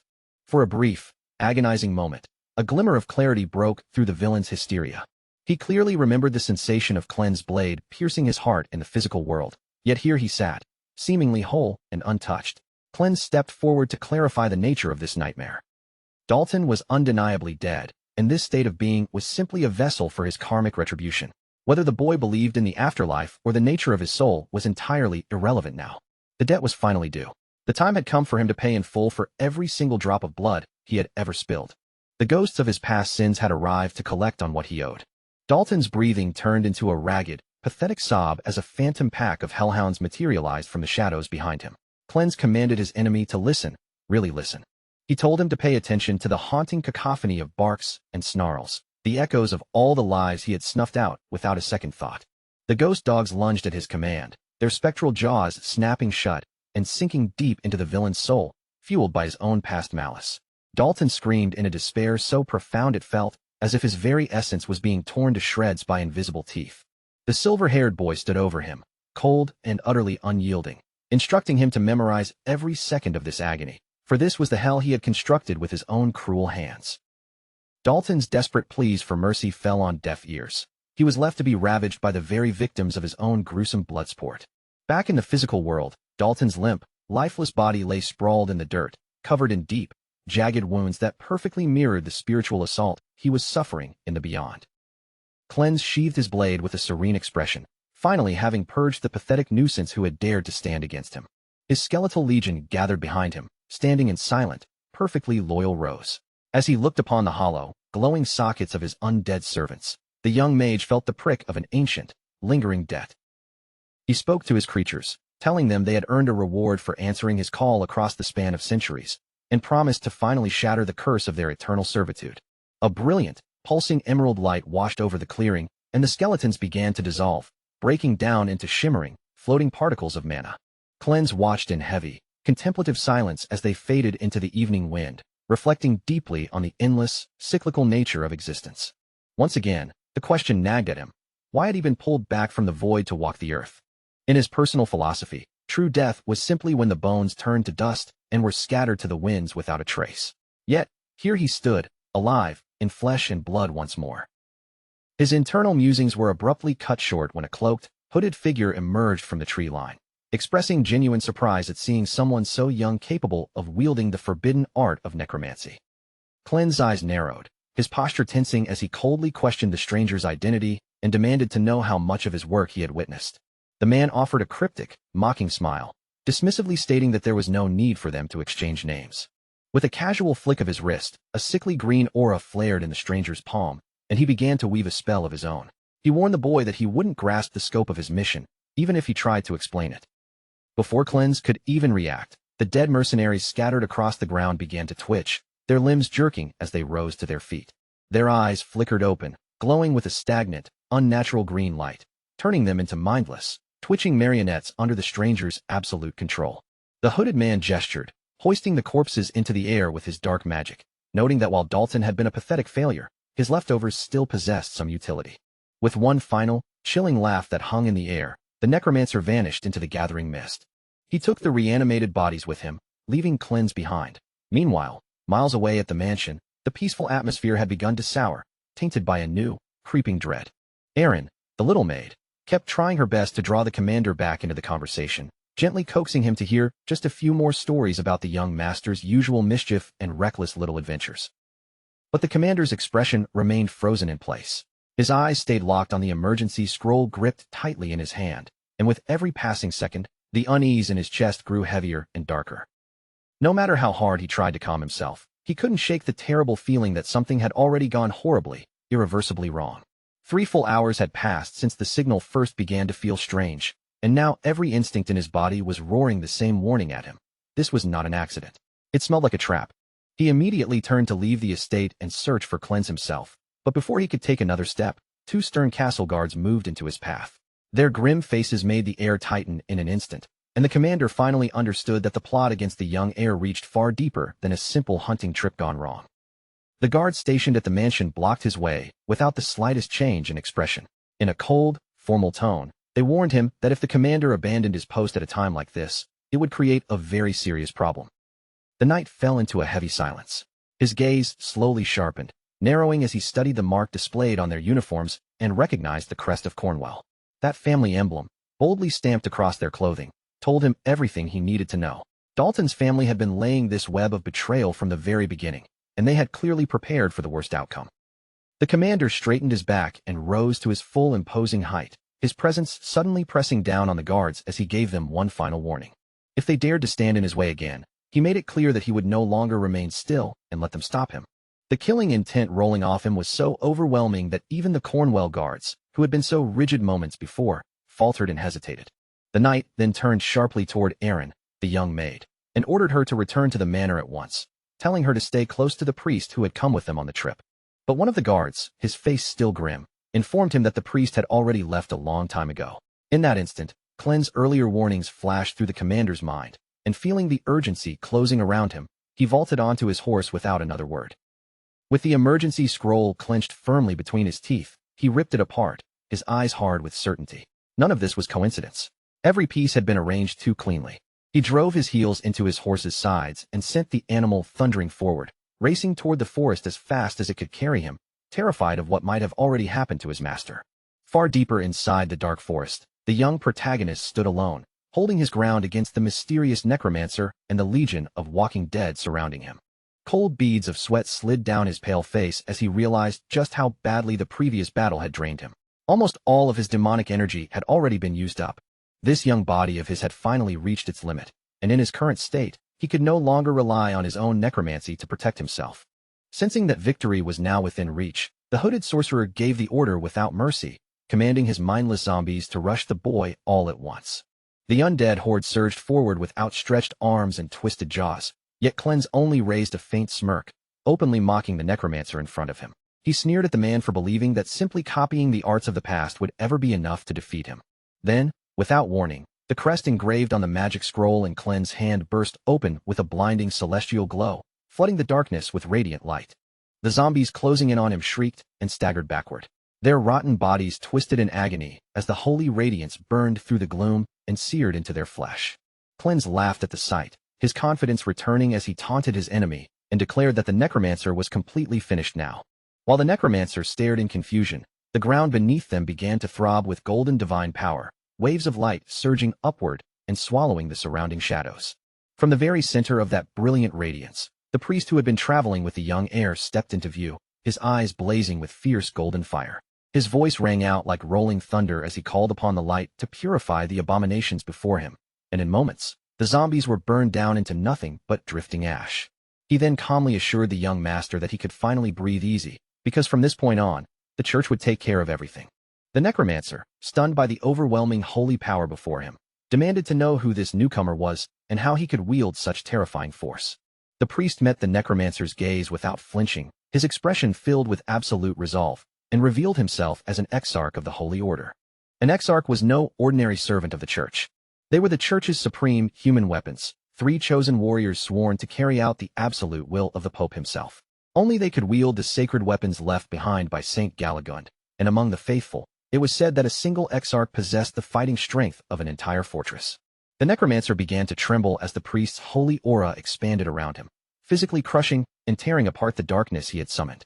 Clen's watched in silence as the man he had known only as a simple priest revealed his true identity, the strongest martial warrior among the 3 chosen exarchs. The exarch stepped forward and placed himself between the boy and the enemy, standing like an unbreakable shield as he vowed to protect him from every evil before them. The remaining zombies, whipped into motion by the necromancer's desperate commands, snarled and threw themselves forward with savage fury, but their charge was useless before that divine light. The exarch raised a sacred tome, pouring his power into a blazing baptism of fire that engulfed the undead and incinerated them where they stood. With a voice heavy with judgment, he commanded the sinners before him to listen, pray, and prepare their souls. Before it was too late, his words fell like a final sentence. Then he stomped the ground with tremendous force, sending a golden shockwave rippling through the earth. The ground cracked apart as the blast hurled the undead puppets away like leaves caught in a violent storm, crushing them with one decisive blow. The Exarch declared that this was his mercy, a final judgment granted to souls that had already been lost and corrupted. The Necromancer himself was blown back by the sheer pressure of the attack, his thoughts spinning in disbelief at the madness of an Exarch appearing in such a remote place. He cursed bitterly into the wind, realizing that his carefully prepared plan had slammed straight into the most terrifying force the Holy Order could possibly send. The hooded Necromancer spat toward the ground, his voice shaking and cracking as he raged that this so-called divine power was nothing but an enormous lie. Overcome by fear, he suddenly turned away from the clearing and tried to flee with everything he had. But in the panic of his escape, his mask loosened and slipped from his face, dropping onto the forest floor and exposing his hidden identity beneath the moonlight. He did not make it far. The Exarch appeared directly in his path like a wrathful god descending from judgment, his voice terrifyingly calm as he asked where the Necromancer thought he was going. The man screamed as the priest's mental pressure forced its way into his mind, crushing his will and leaving him gasping for air that would not come. The sorcerer could only listen as the priest whispered that the prayer was not finished yet, and that he should be grateful for the judgment the divine light was about to grant him. Then, in the name of the Holy Order, the Exarch brought down one final purifying strike, and the Necromancer's body collapsed into nothing more than a pile of gray ash. Clens stood there in silence, watching the execution unfold with intense focus. Then his gaze dropped as one of the Necromancer's eyes rolled across the dirt, leaving a faint trail behind it before finally stopping right at his feet. As Clens bent down and reached for it, his mind replayed the Exarch's terrifying display of power. With nothing more than a single step and the pressure pouring from his presence, that priest had wiped out more than 20 bodies in an instant. Even Clens, who had once stood at the peak as an archmage, couldn't help feeling deeply impressed by the overwhelming scale of that strength. But before he could fully collect his thoughts, a bloodstained hand suddenly clamped down on his shoulder with enough force to bruise. Clens froze, realizing at once that it was the Exarch. The man's eyes narrowed sharply as he looked Clens over from head to toe, as if trying to see through every secret hidden beneath that young body. The Exarch said he had rushed to this place the moment he sensed a powerful surge of necromancy rising from the forest. But now that he was standing here in person, something felt terribly wrong. His fingers tightened on Clens' shoulder as he noted that the aura of death he had detected did not quite seem to belong to the boy. That deadly presence had definitely come from this exact spot. The Exarch's gaze grew colder and sharper, and Clens felt tension wash over him like ice water. He knew, without a doubt, that he was standing on the very edge of a cliff. One careless movement, one wrong answer, even one suspicious hesitation, and this holy man would erase him on the spot without the slightest mercy. But before the pressure could crush him completely, the standoff shattered beneath the sound of thundering hooves as the commander came charging in. The commander shouted Clens' name in alarm, his voice cutting through the forest with raw panic. Seeing his own guard arrive so quickly brought a small flicker of relief to Clens' tense face. But the terrible strain of the night had finally caught up with him, and the cost of drawing out even a tiny portion of his old power was now pressing down on his body. For his current fragile body, even that limited use of necromancy had been far too much to bear. His legs suddenly gave out beneath him, and the world tilted sideways. The commander sprang down from his horse at once, rushing forward and catching his young master before he could collapse onto the ground. With desperation written across his face, the knight asked what had happened. Clens could only whisper weakly that all of his strength had simply disappeared. When the commander asked about the hunting party, Clens answered in a cold, steady voice that Dalton had been eliminated during the fight. Not far away, a lone white flower swayed quietly in the dark forest wind, its delicate petals stained with small drops of crimson blood. The setting then returned to the mansion, where a fierce inquiry was already raging inside the room. The news of Dalton's death had struck the gathering like a bolt of lightning, and Count Delkin Cornwell, Dalton's father, slammed both fists onto the table in a storm of blind rage. He refused to accept that his son, a man he insisted was honorable, loyal, and worthy of a knight's name, would ever attempt to assassinate the ducal heir. An investigator stepped in and calmly presented a document, showing the Count clear proof that 20 of his own mercenaries had been present at the scene. The Count's face drained of color when he realized his men had been exposed, but he quickly forced himself to recover and shifted to another argument. He insisted that the story made no sense. Dalton was a trained warrior, while everyone knew Clens had no mana at all and could barely defend himself. Desperate to protect his family's reputation, the Count began attacking Clens himself, dragging out the strange and ugly rumors that had surrounded the boy's late mother. He accused Clens of hiring an assassin to murder Dalton, then turning around and framing his son for the crime. Just as the Count's accusations rose to a furious peak, a powerful voice rang out from the entrance, commanding him to shut his mouth. Cleanse stepped into the room, his expression calm but edged with a dry smirk, remarking that there truly seemed to be no limit to the nonsense these men could say. He stated plainly that he had acted in self-defense, and that the priest had aided him when the real threat, the Necromancer, appeared. When the Count called him a liar, Cleanse met his gaze without backing down. A faint mocking pink light flickered in his eyes, and with a thin, ironic smile, he asked whether they had already decided that he was Asha'man. A suffocating pressure suddenly closed around the Count as Cleanse reminded everyone present of the vow he had made the moment Dalton died. It was a solemn oath to rebuild the crumbling foundation of the Rhineland family with his own hands. His voice carried a chilling certainty as he declared that he would restore the family himself, and that no more vermin would be allowed to block his path. The oppressive tension filling the room was suddenly broken by a sharp knock at the door. A blonde woman entered with a presence so commanding that the atmosphere seemed to freeze the moment she stepped inside. She was the commander of the Blue Spear Holy Knights, and her arrival immediately sent a quiet ripple of unease through everyone gathered there. Cleanse recognized her at once. She was the same woman who had been present at the sword exhibition, watching everything from the shadows. When one noble questioned what right she had to appear in this inquiry, the investigator explained that Dalton had long carried out missions for her order, giving her a clear interest in uncovering the truth. She fixed her piercing, analytical gaze directly on Cleanse, and even the ancient mage hidden within him instinctively became wary under that stare. Without wasting a single moment on pleasantries, the commander requested a private audience with the young master. The investigator hesitated for a moment, clearly uneasy about the request, but in the end, he allowed it, and warned Cleanse not to take too long. As Cleanse followed her toward a more secluded room, his thoughts began moving quickly, weighing one possibility after another. He knew this meeting was not some polite social visit. It was either a cautious confirmation of suspicion or a dangerous test waiting to unfold. Still, no matter what her true purpose was, Cleanse silently resolved to use her family, the House of Forivern, as a stepping stone for the greater plans he intended to build. They soon reached a private study, and the commander turned toward him. Her calm, strangely alluring voice broke through the quiet air between them. Then, without any warning, she pressed Cleanse back against the wall, locking her eyes onto his as she whispered a request he never expected. She wanted to touch him, because that was how she intended to see the truth. This woman was the eldest daughter of the Forivern House, one of the 3 legendary pillars that supported the continent. Cleanse immediately recalled the fearsome reputation attached to her name. The records spoke of her battles against savage orcs, where her blue eyes would glow with lethal intensity as she moved through the chaos with her spear like a dancer of war. She was a living legend, a warrior who had single-handedly wiped out high-level monster orders and stood alone among mountains of corpses as the undisputed protector of civilians. Back in the present, that heavy pressure around her had not faded at all. Even while she toyed with him in that teasing tone, the air around her still felt sharp enough to make Cleanse tense instinctively. When Cleanse paused instead of answering right away, her expression hardened in an instant. She cut him off coldly, snapping that he should stop acting as if the two of them were somehow close. Then she reminded him of where they truly stood.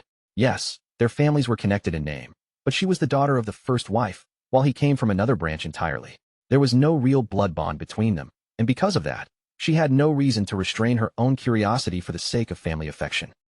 Before Cleanse could properly respond, the commander drove him back against the wall again. Her hand pinned him firmly in place, and with an unyielding stare, she ordered him to show her his hands. Cleanse shouted back in total confusion, demanding to know what she thought she was doing. But his protest did nothing to slow her down, and she ignored him as if his words were nothing more than background noise. She reached down and took his hand into her own, her grip gentle enough not to hurt him, yet firm enough that he could not easily pull away. Then her fingertips began to press over his skin with careful, deliberate attention. After feeling his palm for only a moment, she spoke with a faint, almost amused certainty. His hands were soft, almost like a baby's, with none of the rough calluses, hardened skin, or old scars that would belong to someone who had lived by the sword. Her fingers traced along the lines of his tendons with the precision of someone examining evidence. Then she leaned in closer, so close that Cleanse could feel the warmth of her breath brushing against his face. Her eyes locked directly onto his, sharp and unwavering, and in that suffocating silence, she finally asked the question that mattered most. If those hands had never truly been shaped by sword training, then what kind of power had he used to butcher Dalton and 20 battle-hardened mercenaries? Cleanse reacted on instinct, shoving her away from him and stumbling back several steps. A chill spread along the back of his neck as cold sweat began to gather there. At that moment, he understood something very clearly.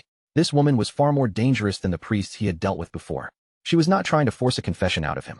She was watching for the smallest crack in his reaction. In her world, silence could be treated as admission, and even a heartbeat of hesitation could become proof. So Cleanse chose to strike back first. He lifted the corner of his mouth into a mocking smile and asked her straight out what she would do if he really was the legendary Archmage Ashimon. To his complete and utter shock, she did not freeze, panic, or even look impressed. Instead, she suddenly burst into laughter.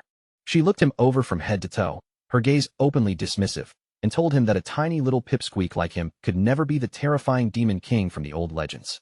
That single insult struck Cleanse with more force than any punch or blade ever could. He stood there stunned, his mouth slightly open, unable to process what he had just heard. He repeated the word pipsqueak under his breath in disbelief, as if the idea itself was impossible. He, the most feared necromancer in history, had just been mocked for being short. He asked whether she might have made some kind of mistake, but the grin on her face did not change at all.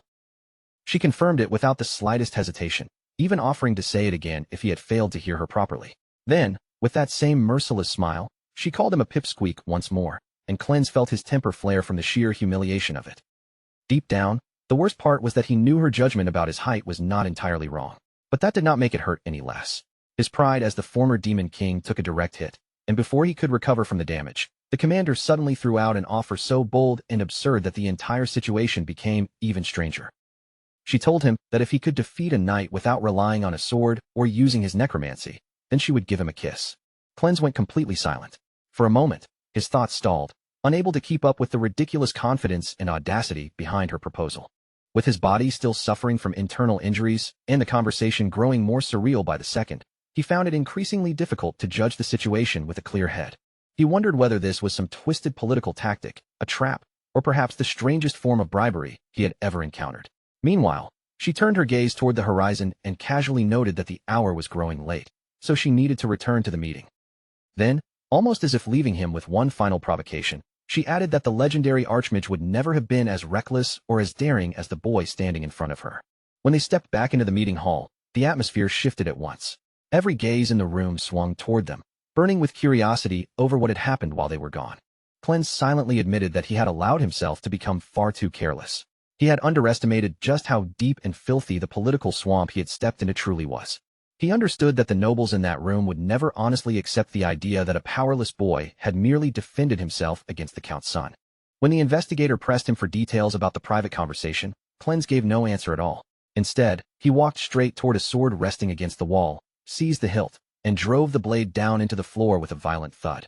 The sudden impact cracked through the room like thunder, instantly forcing every shocked noble to look his way. The entire assembly fell silent, watching without a sound as the boy slowly turned and faced Count Delcan Cornwell. Then Cleanse challenged the Count directly. If Delcan believed his accusations were true, then he could prove them right there and settle the matter of Cleanse's innocence once and for all. Cleanse invoked the old northern custom of trial by combat, a ruthless duel with no neat courtroom arguments or safe restrictions, where the winner would be declared innocent and the loser would be branded guilty.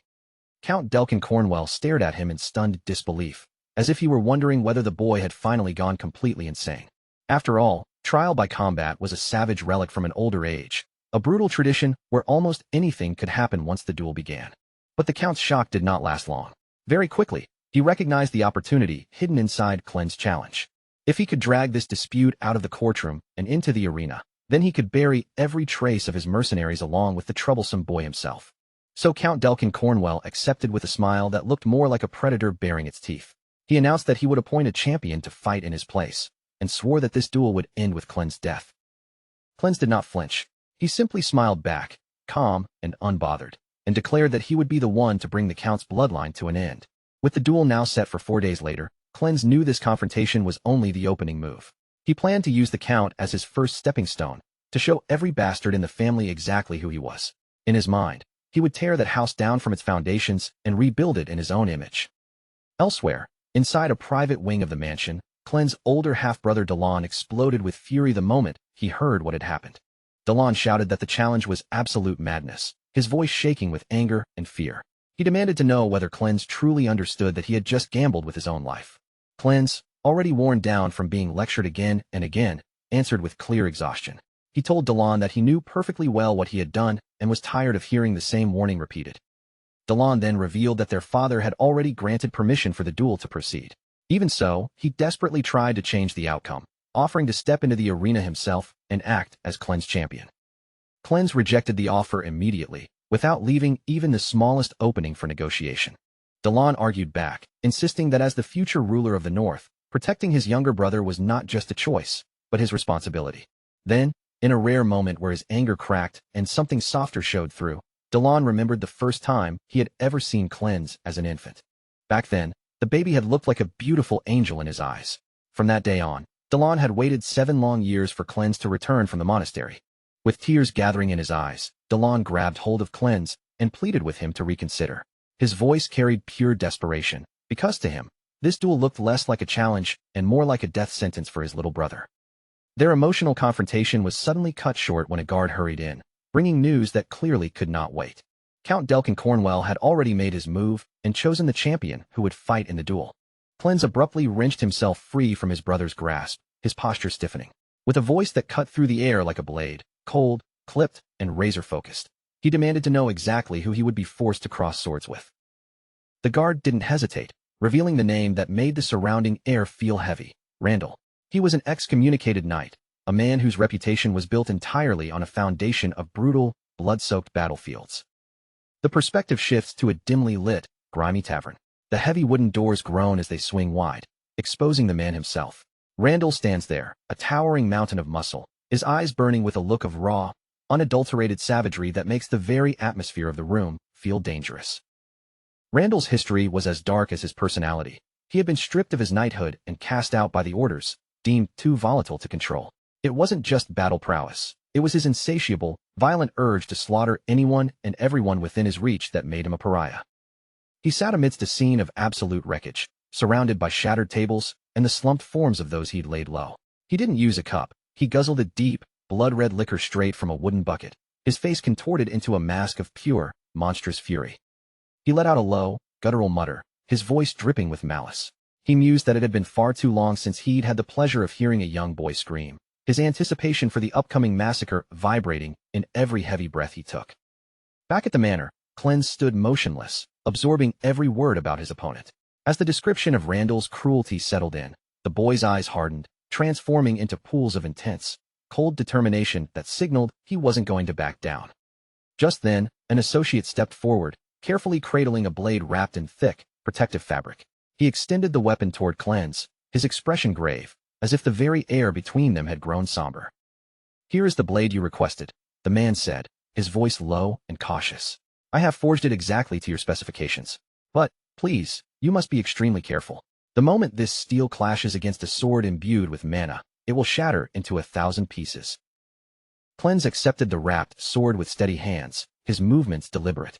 He held it for a heartbeat, carefully inspecting the weight and balance of the weapon before letting out a soft, thoughtful sigh. After a brief pause, he met the man's gaze and spoke without a flicker of hesitation. "Understood. That will suffice. Let's head out immediately. There's no time to waste." Meanwhile, a wave of restless excitement was rippling through the arena. The news had traveled fast, and the stands were packed to the rafters, every seat filled by spectators dying to see what would happen next. The crowd was a sea of murmurs, all fixated on a single topic: the fact that Cleanse had finally stepped out to appear in person. A thick, palpable tension hung over the battlefield as thousands of eyes locked onto the entrance, brimming with raw curiosity and nervous anticipation. High above the fray, the noble box offered a bird's-eye view. One of the dignitaries glanced toward Cleanse's father, a look of genuine surprise etched across his face as he remarked, "To think that you would actually choose to show your face here in person." The noble tilted his head, a thin, patronizing smile creeping onto his lips. "But tell me, are you truly comfortable with this? My champion is a knight of the Empire, a veteran of countless slaughters. He's going to be far too much for your manaless son to handle. It's not too late to pull him out and send Lord Delane instead. Don't you think that's the wiser path?" Cleanse's father, however, remained a statue. He didn't twitch, didn't flinch, and didn't offer a single word of rebuttal. His face was a mask of cold composure, suggesting that his decision had been set in stone long before the conversation even began. Down on the floor, Cleanse walked toward the center of the arena with a steady stride. His eyes were constantly darting, scanning the massive space as he mentally prepared for the confrontation to come. He kept his focus on the horizon, a single thought echoing in his mind. Where is he? My opponent. Has the man still not deigned to show his face yet? But then, the world seemed to darken as an enormous shadow suddenly fell over him. A man of monstrous, hulking proportions stepped out, dwarfing everything around him. His frame was thick and corded, his muscles bulging beneath his armor as if he were carved from solid steel. He was a creature built for nothing but pure, unadulterated combat. The giant reached out, resting a massive, callous hand squarely on top of Clen's head. He looked down, his lips curling into an intimidating, predatory grin. "So," he rumbled, "you must be Lord Clen's then?" It was clear now. This was Randall, the terror of the battlefield and the champion of Cornwall.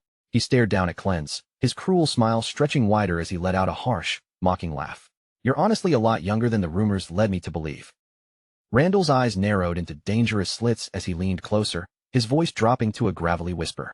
"And your arms, honestly, they look so fragile. Like twigs. I really can't help but wonder," he sneered, "just what kind of pathetic sound your neck will make when it finally snaps." In that split second, the reality of the situation hit Clen's with crystal clarity. He didn't wait. With a burst of explosive speed, Clen's shoved himself backward, covering a massive amount of distance in a single, fluid leap that left his opponent grasping at thin air. The crowd gasped in unison, stunned by the sheer agility on display. A ripple of confusion tore through the stands. What on earth was that? Did you see how fast he moved back? Up in the noble seats, the same man from earlier peered over the edge, an amused smirk playing on his face. "Did you see that, Your Grace? He's already resorting to theatrics before the duel has even truly commenced. Do you honestly believe he can withstand a real onslaught from someone like Randall?" Meanwhile, Randall let out a low, mocking chortle, his eyes glinting with amusement. "Oh, how precious. Look at him, he's already absolutely terrified." But beneath his cautious, defensive expression, Clen's was thinking something entirely different. "That's not it at all. Damn it, that just genuinely startled me. It just triggered a memory of that priest grabbing my shoulder back then. I pulled away before I even realized what I was doing. That absolute bastard was useless until the very last second, and it left a mark." High above the chaos, Captain Leia Wren stood silently, her gaze locked onto the scene unfolding in the arena floor below. Her piercing eyes remained fixed entirely on Clen's, her expression unreadable as the air in the arena grew suffocatingly heavy with mounting tension. A guard scurried up to her, his voice trembling with anxiety. "Captain, if Lady Helion catches wind of you being here, she will be absolutely furious. We need to leave at once." Without shifting her gaze, Leia retorted coldly, "I don't care. That woman is not my mother." Deep in her own thoughts, a strange idea began to stir. If he actually manages to take down a knight of that caliber, I might just give him my lips. Even as the thought crossed her mind, her intense, focused stare never left the arena. "There is something I need to confirm," she added to herself, barely audible. Back down in the arena, Clen stood firm, feeling the weight of thousands of eyes bearing down on him. He felt a flush of embarrassment creep across his cheeks. Trying to project an air of calm confidence, he straightened his back, though his voice came out with a sharp, irritated edge. "Look, the truth is, I've been dealing with a bit of a stiff neck lately. So, I would strongly advise you not to reach for my shoulder again." Despite the clear warning, Randall, playing a cruel game, began to slowly extend his massive hand toward Clen's once more, clearly trying to get under his skin. The moment Clen saw the hand drifting toward him, his expression twisted into a mask of pure annoyance. He snapped, "I told you, don't touch me, you perverted bastard. Are your ears actually clogged with muscle, too? I suppose that's exactly why the Empire had no choice but to throw you away." For a heartbeat, the entire arena went deathly quiet, as if the audience were holding its collective breath. Then, Randall's face contorted into a slow, savage grin. "Excellent," he growled in a low, dangerous tone. "The filthier your mouth is, the more satisfying it will be to hear you scream when I finally crush it." The second the words were out, Randall lunged. He threw a devastating, raw power punch straight at Clen's. His massive fist whistled through the air with enough force to shatter a normal man's ribs without a second thought. However, in that exact, critical instant, Clen's reached up with a calm, practiced motion and unbuttoned his coat. A split second later, boom, Randall's massive fist slammed into the solid stone of the arena floor. The impact was like an explosion, sending jagged cracks spiderwebbing across the ground. A thick cloud of dust and pulverized debris erupted into the air, obscuring the spot where the blow had landed. Randall's eyes went wide, filled with sudden, genuine shock. He looked down at his hand, and all he found clutched in his grip was the discarded coat. Clen's had vanished from the spot entirely, slipping away before the massive fist could even make contact. The stands erupted into pure chaos. "He shattered the ground," someone screamed. "What kind of insane power was that? Wait, look over there." The crowd's attention whipped to the opposite side of the arena. Clen's was standing there, calm but alert, a short blade held firmly in his hand. His expression was grim, his eyes tracking Randall's every movement with precision. He muttered to himself, "That bastard. He really does have a temperament as nasty as they come." Then, in the depths of his own mind, Clen's began to assess the fight with chilling calm. Just as he had predicted from the start, Meeting Randall head-on was going to be extremely difficult.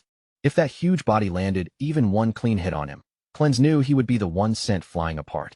He hated having to admit it, but this was not a fight where he could afford to relax, play around, or rely on luck.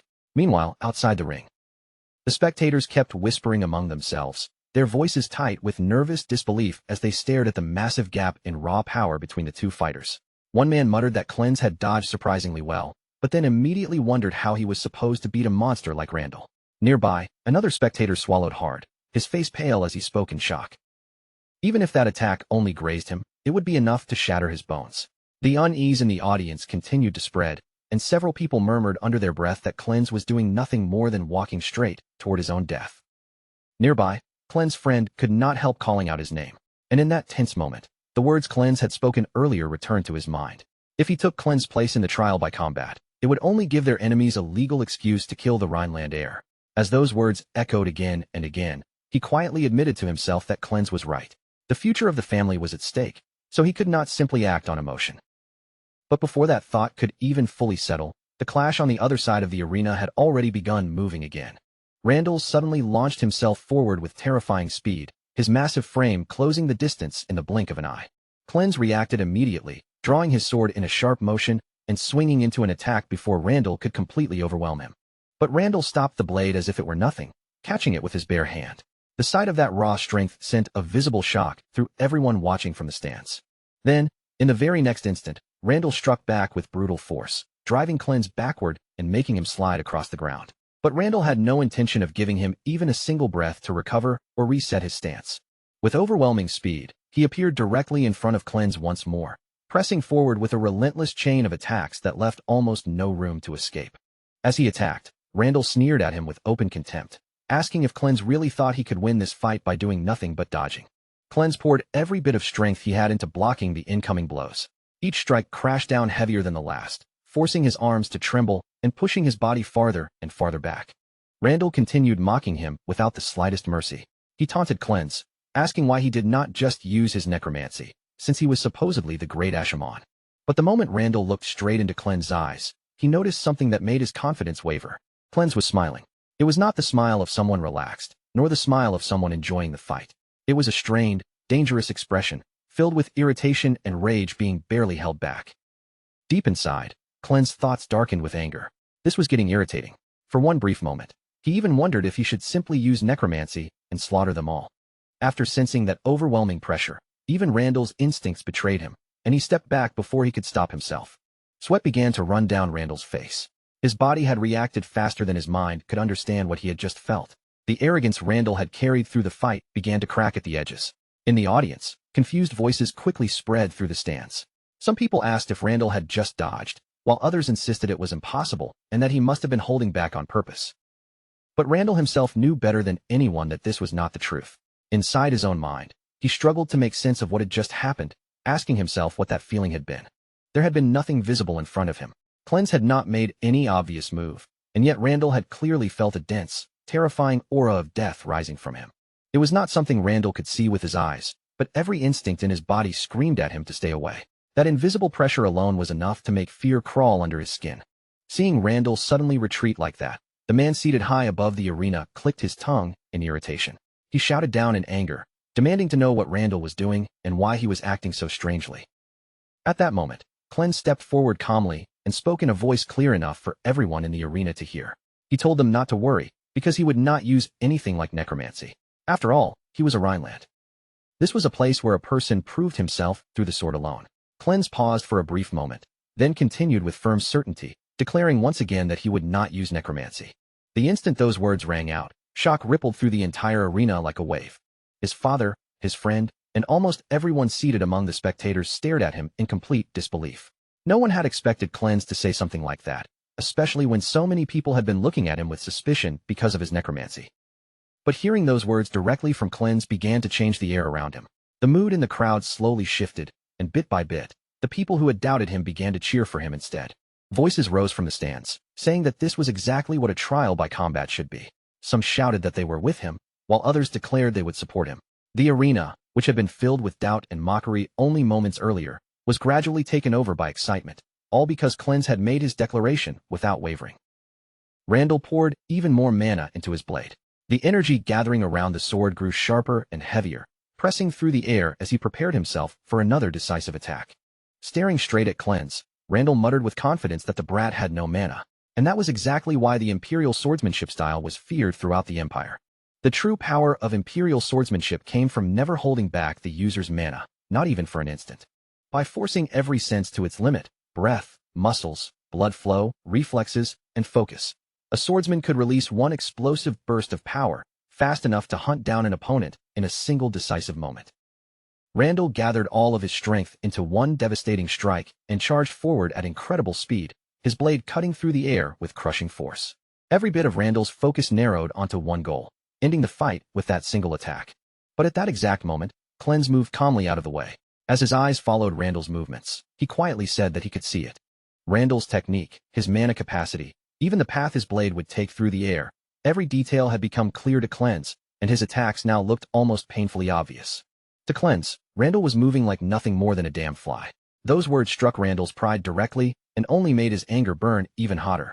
Once again, Randall gathered every ounce of strength he had and unleashed another attack. This time, the force behind it was even greater than before, nearly twice as powerful as his previous strike. The moment that attack crashed down, a massive explosion erupted across the arena.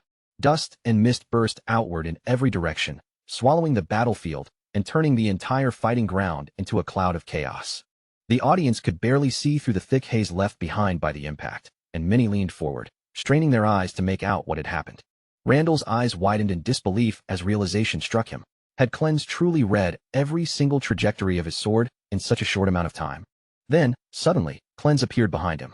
Moving through the smoke without making a sound, Cleanse stepped perfectly into Randall's blind spot and prepared to counter. With a body that large, Randall's back was completely exposed. In the next instant, Cleanse struck. The timing was flawless. The precision, smoothness, and control behind Cleanse's technique were so incredible that everyone watching was left frozen in stunned silence. Even the experienced warriors seated around the arena could hardly believe what they had just witnessed with their own eyes. Meanwhile, deep inside his own mind, Randall was completely thrown off balance. His thoughts spun in confusion as he stared at Cleanse, unable to make sense of what he had just seen. None of this should have been possible.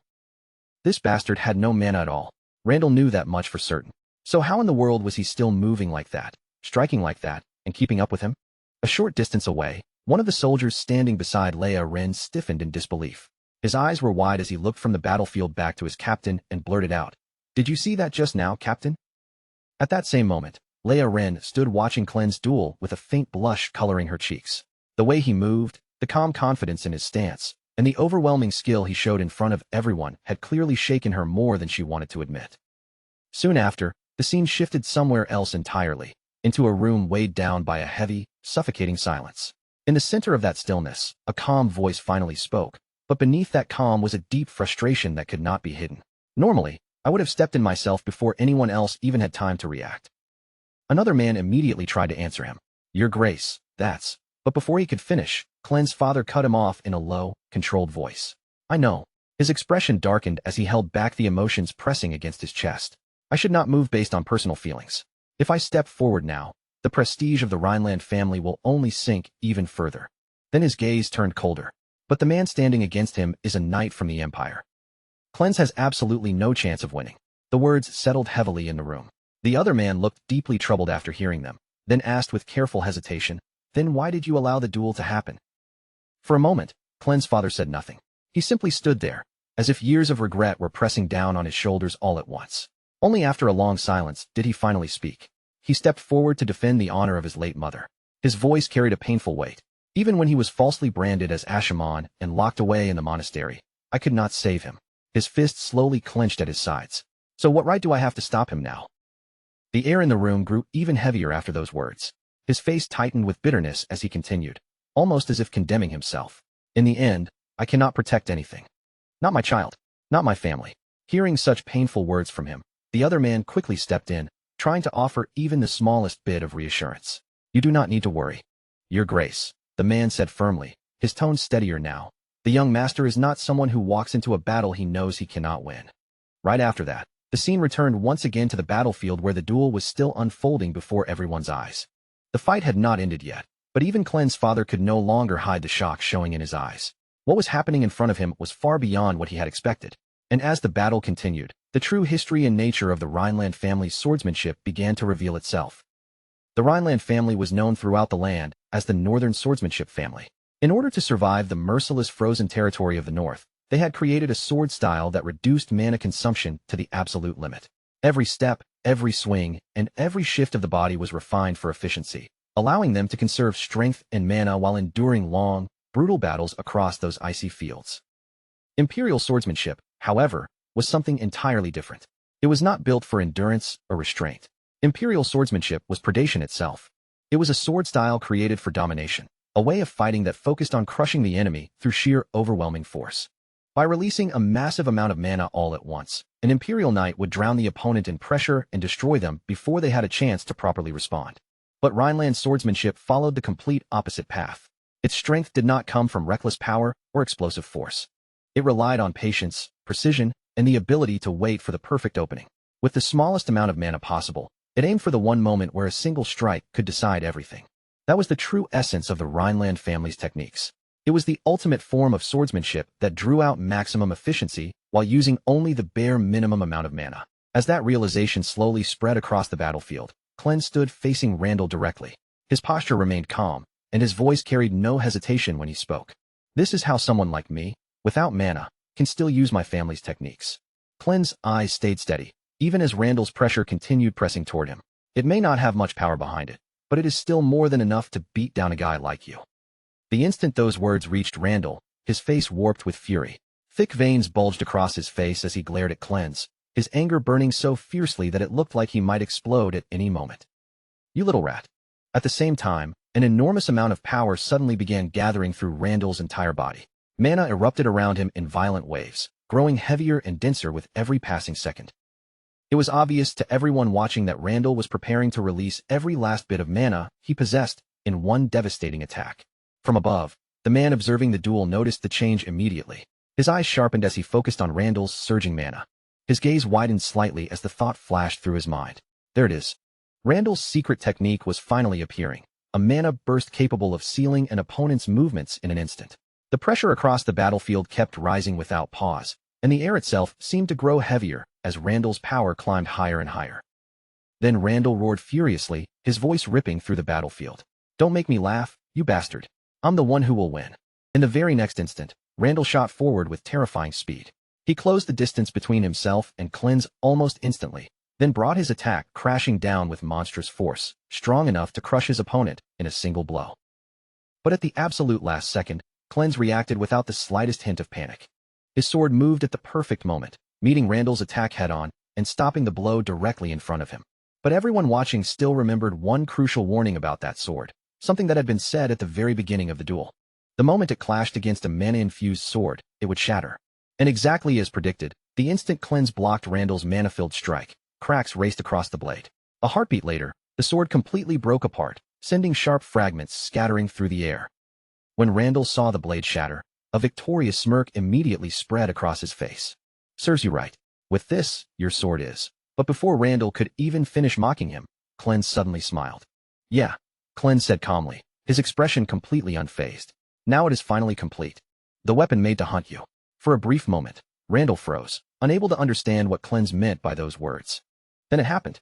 Clens moved forward in a flash, closing in before Randall could fully grasp the danger. Instead of treating the shattered sword as a useless broken weapon, Clens used the remaining blade like a short mana blade made for close-range combat. Before Randall could properly react, Clens stepped straight into his range. At point-blank distance, his strike flashed out, a sharp and precise slash cutting through the battlefield in an instant. Randall's arm was sliced clean off. The severed arm flew through the air as blood scattered wildly around him, and his face twisted in complete shock and agony. A horrifying scream tore from his throat as he staggered and collapsed backward. At that moment, a loud voice rang out across the battlefield, cutting through the chaos. The duel is over. Among the people watching the fight, one man stared at the battlefield in utter disbelief. Just as the young master had said, Rhineland swordsmanship could be performed with minimal mana, but that should have been possible only for a seasoned knight. Yet Clens had executed everything flawlessly, from the movement of his feet to the path traced by his sword. And more than that, he had deliberately lured Randall into breaking his weapon, using that very moment to strike from point-blank range. No matter how the man looked at it, He could barely believe what had just unfolded right in front of his eyes. This was the young master's complete and perfect victory. On the battlefield, Randall was still screaming in agony, clutching at the place where his arm had been severed as pain overwhelmed him. Immediately, a group of healers rushed toward him in a panic, their faces tense as they hurried to save him. Hurry up and stop the bleeding. Quickly, hold his arm down. Cast sleep magic.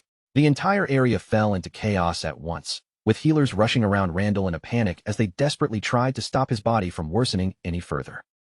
Meanwhile, Cleanse only stood there and watched the frantic scene with a strangely calm expression. Then, in a quiet voice, he asked, "Can that be reattached?" But despite how composed he sounded, there was a clear trace of disappointment on his face. After checking how serious the wound was, the healers quickly gave their answer. "No, basic healing magic will only stabilize him. We will need to prepare a prosthetic arm."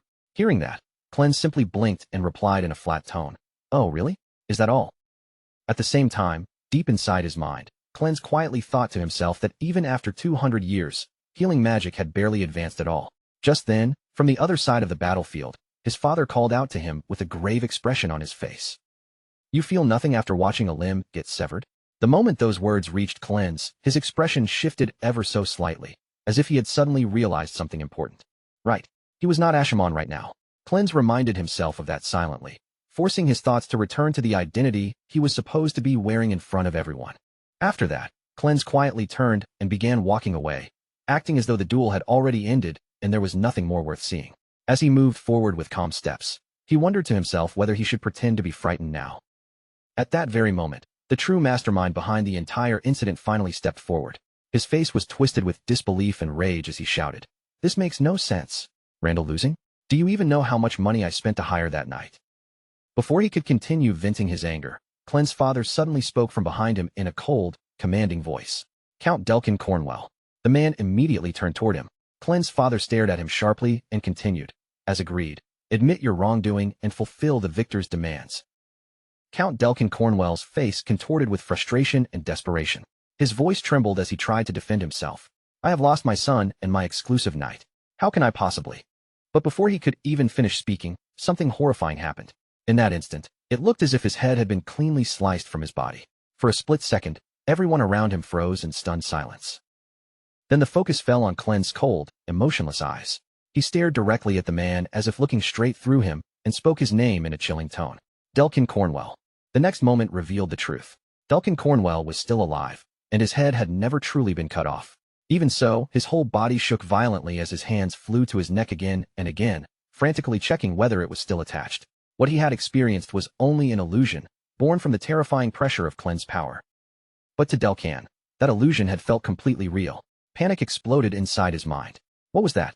His neck had definitely been. Sweat poured down his face as fear swallowed him whole. Cleanse then stepped forward until he was standing directly in front of him, his presence pressing down like a blade against Delkin's throat. His voice was quiet, but terrifyingly cold. "As the victor of this duel, I command you, confess your sins before the Master of the North, then kneel and beg for forgiveness." His voice grew even heavier after that, sinking lower and colder, almost as if death itself had begun speaking through him. "Lower your head and beg for mercy. You will be crushed beneath the weight of your sins, and you will repent." The moment those words entered Delkin Cornwell's ears, true terror took hold of him. In that instant, it was almost as if he could see death itself standing right above his head, waiting to fall. His entire body trembled uncontrollably. Cold sweat dripped endlessly down his face, and even drawing breath became difficult. With his will completely broken, he finally collapsed under the pressure. "I was wrong," he stuttered in a terrified voice, barely able to force the words out. "My son and I dared to plot against young Master Cleanse at the same time." The terrifying power Cleanse had used was finally revealed in full.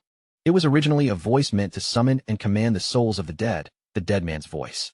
This soul-shaking technique belonged only to necromancers, a dreadful power capable of stirring extreme terror inside the hearts of the living. Delkin Cornwell completely broke down in front of Cleanse. Trembling from head to toe, he dropped to his knees and bowed deeply, begging for forgiveness with his voice cracking. "Furthermore, I insulted the young master's mother, Grand Duchess Claire," he confessed in desperation. "Please forgive me." The people watching could hardly believe what was happening before their eyes. One spectator stared at the sight in utter shock and muttered, "Am I really seeing this? A pillar of the Branch family is actually crumbling like that." Meanwhile, Cleanse slowly raised his shattered sword toward the sky. Even with the blade broken, the pressure surrounding him felt heavier and more commanding than ever before. Then, standing before everyone gathered there, he began to speak with absolute confidence. Good. This begins from here. His voice carried across the entire battlefield, drawing every gaze toward him. Everyone standing here, listen closely. This is the declaration of my existence. In an instant, the entire area fell silent.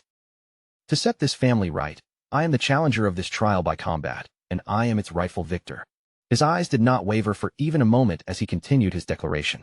I am the son of Grand Duchess Claire Ladalassus, and the second son of the North's strongest knight, Heinkel Rhineland.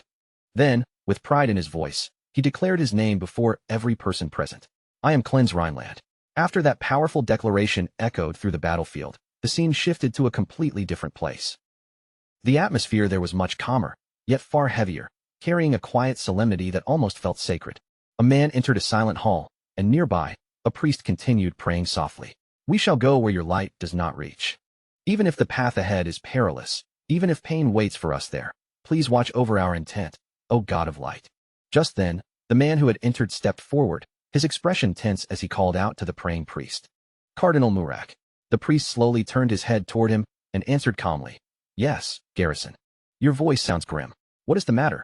Garrison's expression remained severe as he answered without delay. The surveillance target was attacked. The attackers were a necromancer and his undead. For a brief moment, the room went silent.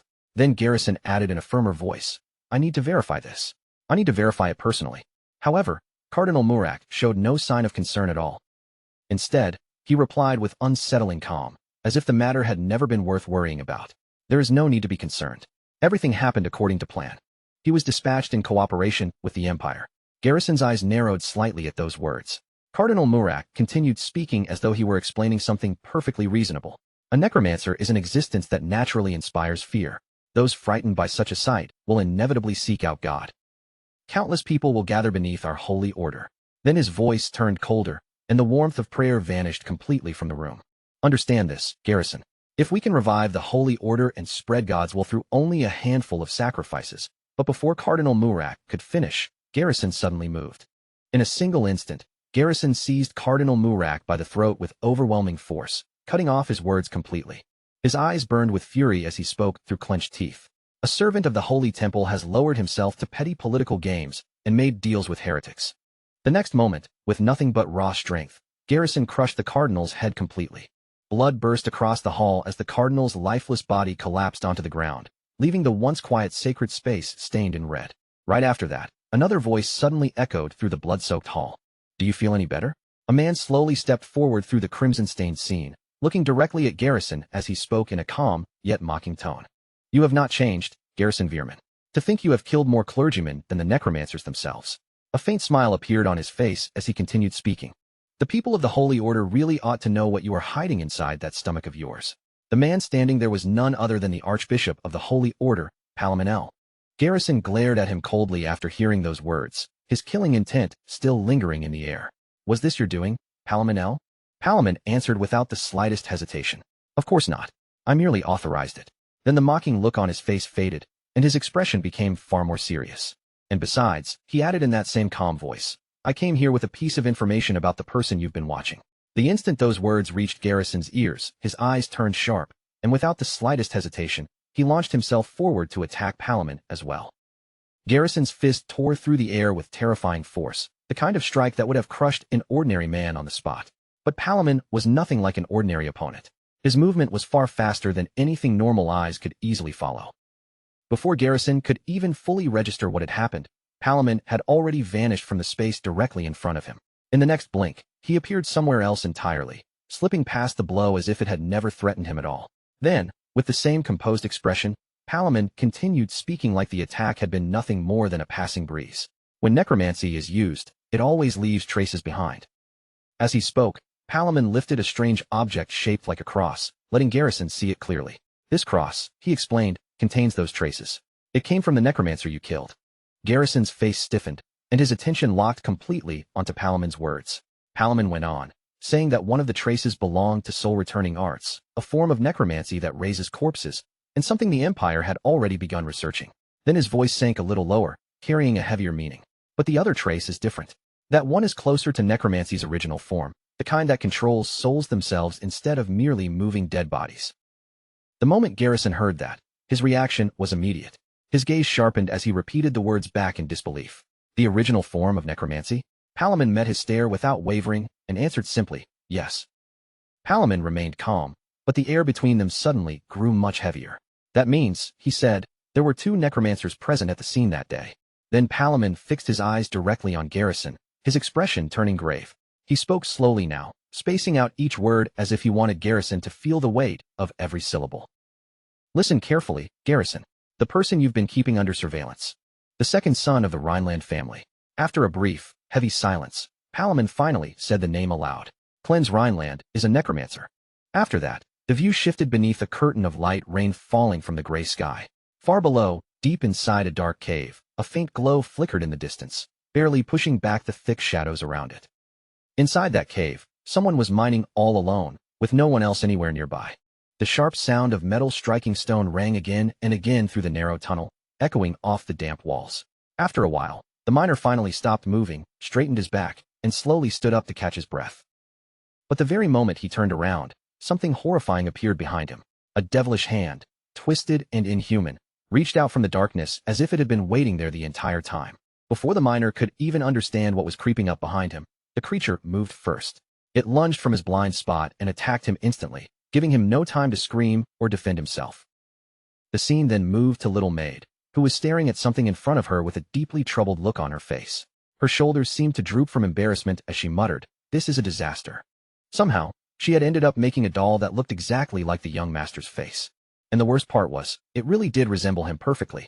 Even while she sounded troubled, there was a strange little pride mixed into her voice, and an awkward smile crept onto her face. Right in front of her, Cleanse sat quietly, flipping through a stack of documents with a calm expression, barely reacting to her little crisis at all. By then, a full week had passed since the trial by combat. During that trial, Cleanse had defeated Landel, the champion who stepped forward to represent them, using the Rhineland family's own technique. After that, he had used the dead man's voice technique to pull a confession from Count Cornwell, then openly revealed his existence in front of the Branch family faction for everyone to witness. After achieving all of that, Cleanse had honestly thought the people around him would finally begin to acknowledge him. But as that thought passed through his mind, his face slowly filled with exhaustion.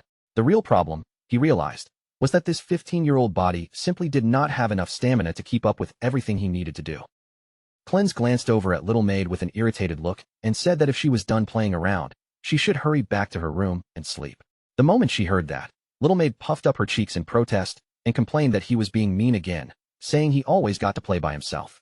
Cleanse stared at her as if he couldn't believe what he had just heard, then replied that he wasn't playing at all. Couldn't she see he was reading? Little Maid folded her arms across her chest and refused to back down. To her, it was just a novel, so in the end, that still counted as playing. But in truth, only the cover made it look like an ordinary novel. Hidden inside those pages were Cleanse's own secret notes, packed with information about anatomy, magic circuits, and spell formations. Every bit of it was connected to necromancy. Cleanse quietly lifted his teacup and took a sip, his thoughts continuing to turn beneath his calm expression. With his current body, he could summon 11 skeletons at most. His control over them was stable enough, but if he ever had to fight a long battle of attrition, the numbers were nowhere near sufficient. He would need to dig much deeper into his research. Then his expression gradually darkened as another concern pressed into his mind. The biggest problem was that damn priest. The man looked like he would wipe out even the smallest seed of necromancy if he found it. He was already suspicious of Cleanse, which meant Cleanse had to somehow recover his original power before the priest came looking for him. But the question was, how could he do that without exposing himself to everyone around him? Right after that, the scene shifted to his father, who was discussing what sounded like an urgent matter. With a serious look, he said they had received reports of sightings of something strange at the mine. They were commonly called undead. The moment Cleanse heard that word, his eyes narrowed with sudden focus. In his mind, one thought immediately rose above all the others. This was exactly what he had been waiting for. Without wasting even a second, Cleanse looked straight at his father and said that he would go. At the same time, another thought flashed through him with cold certainty. Real combat would be the best kind of research.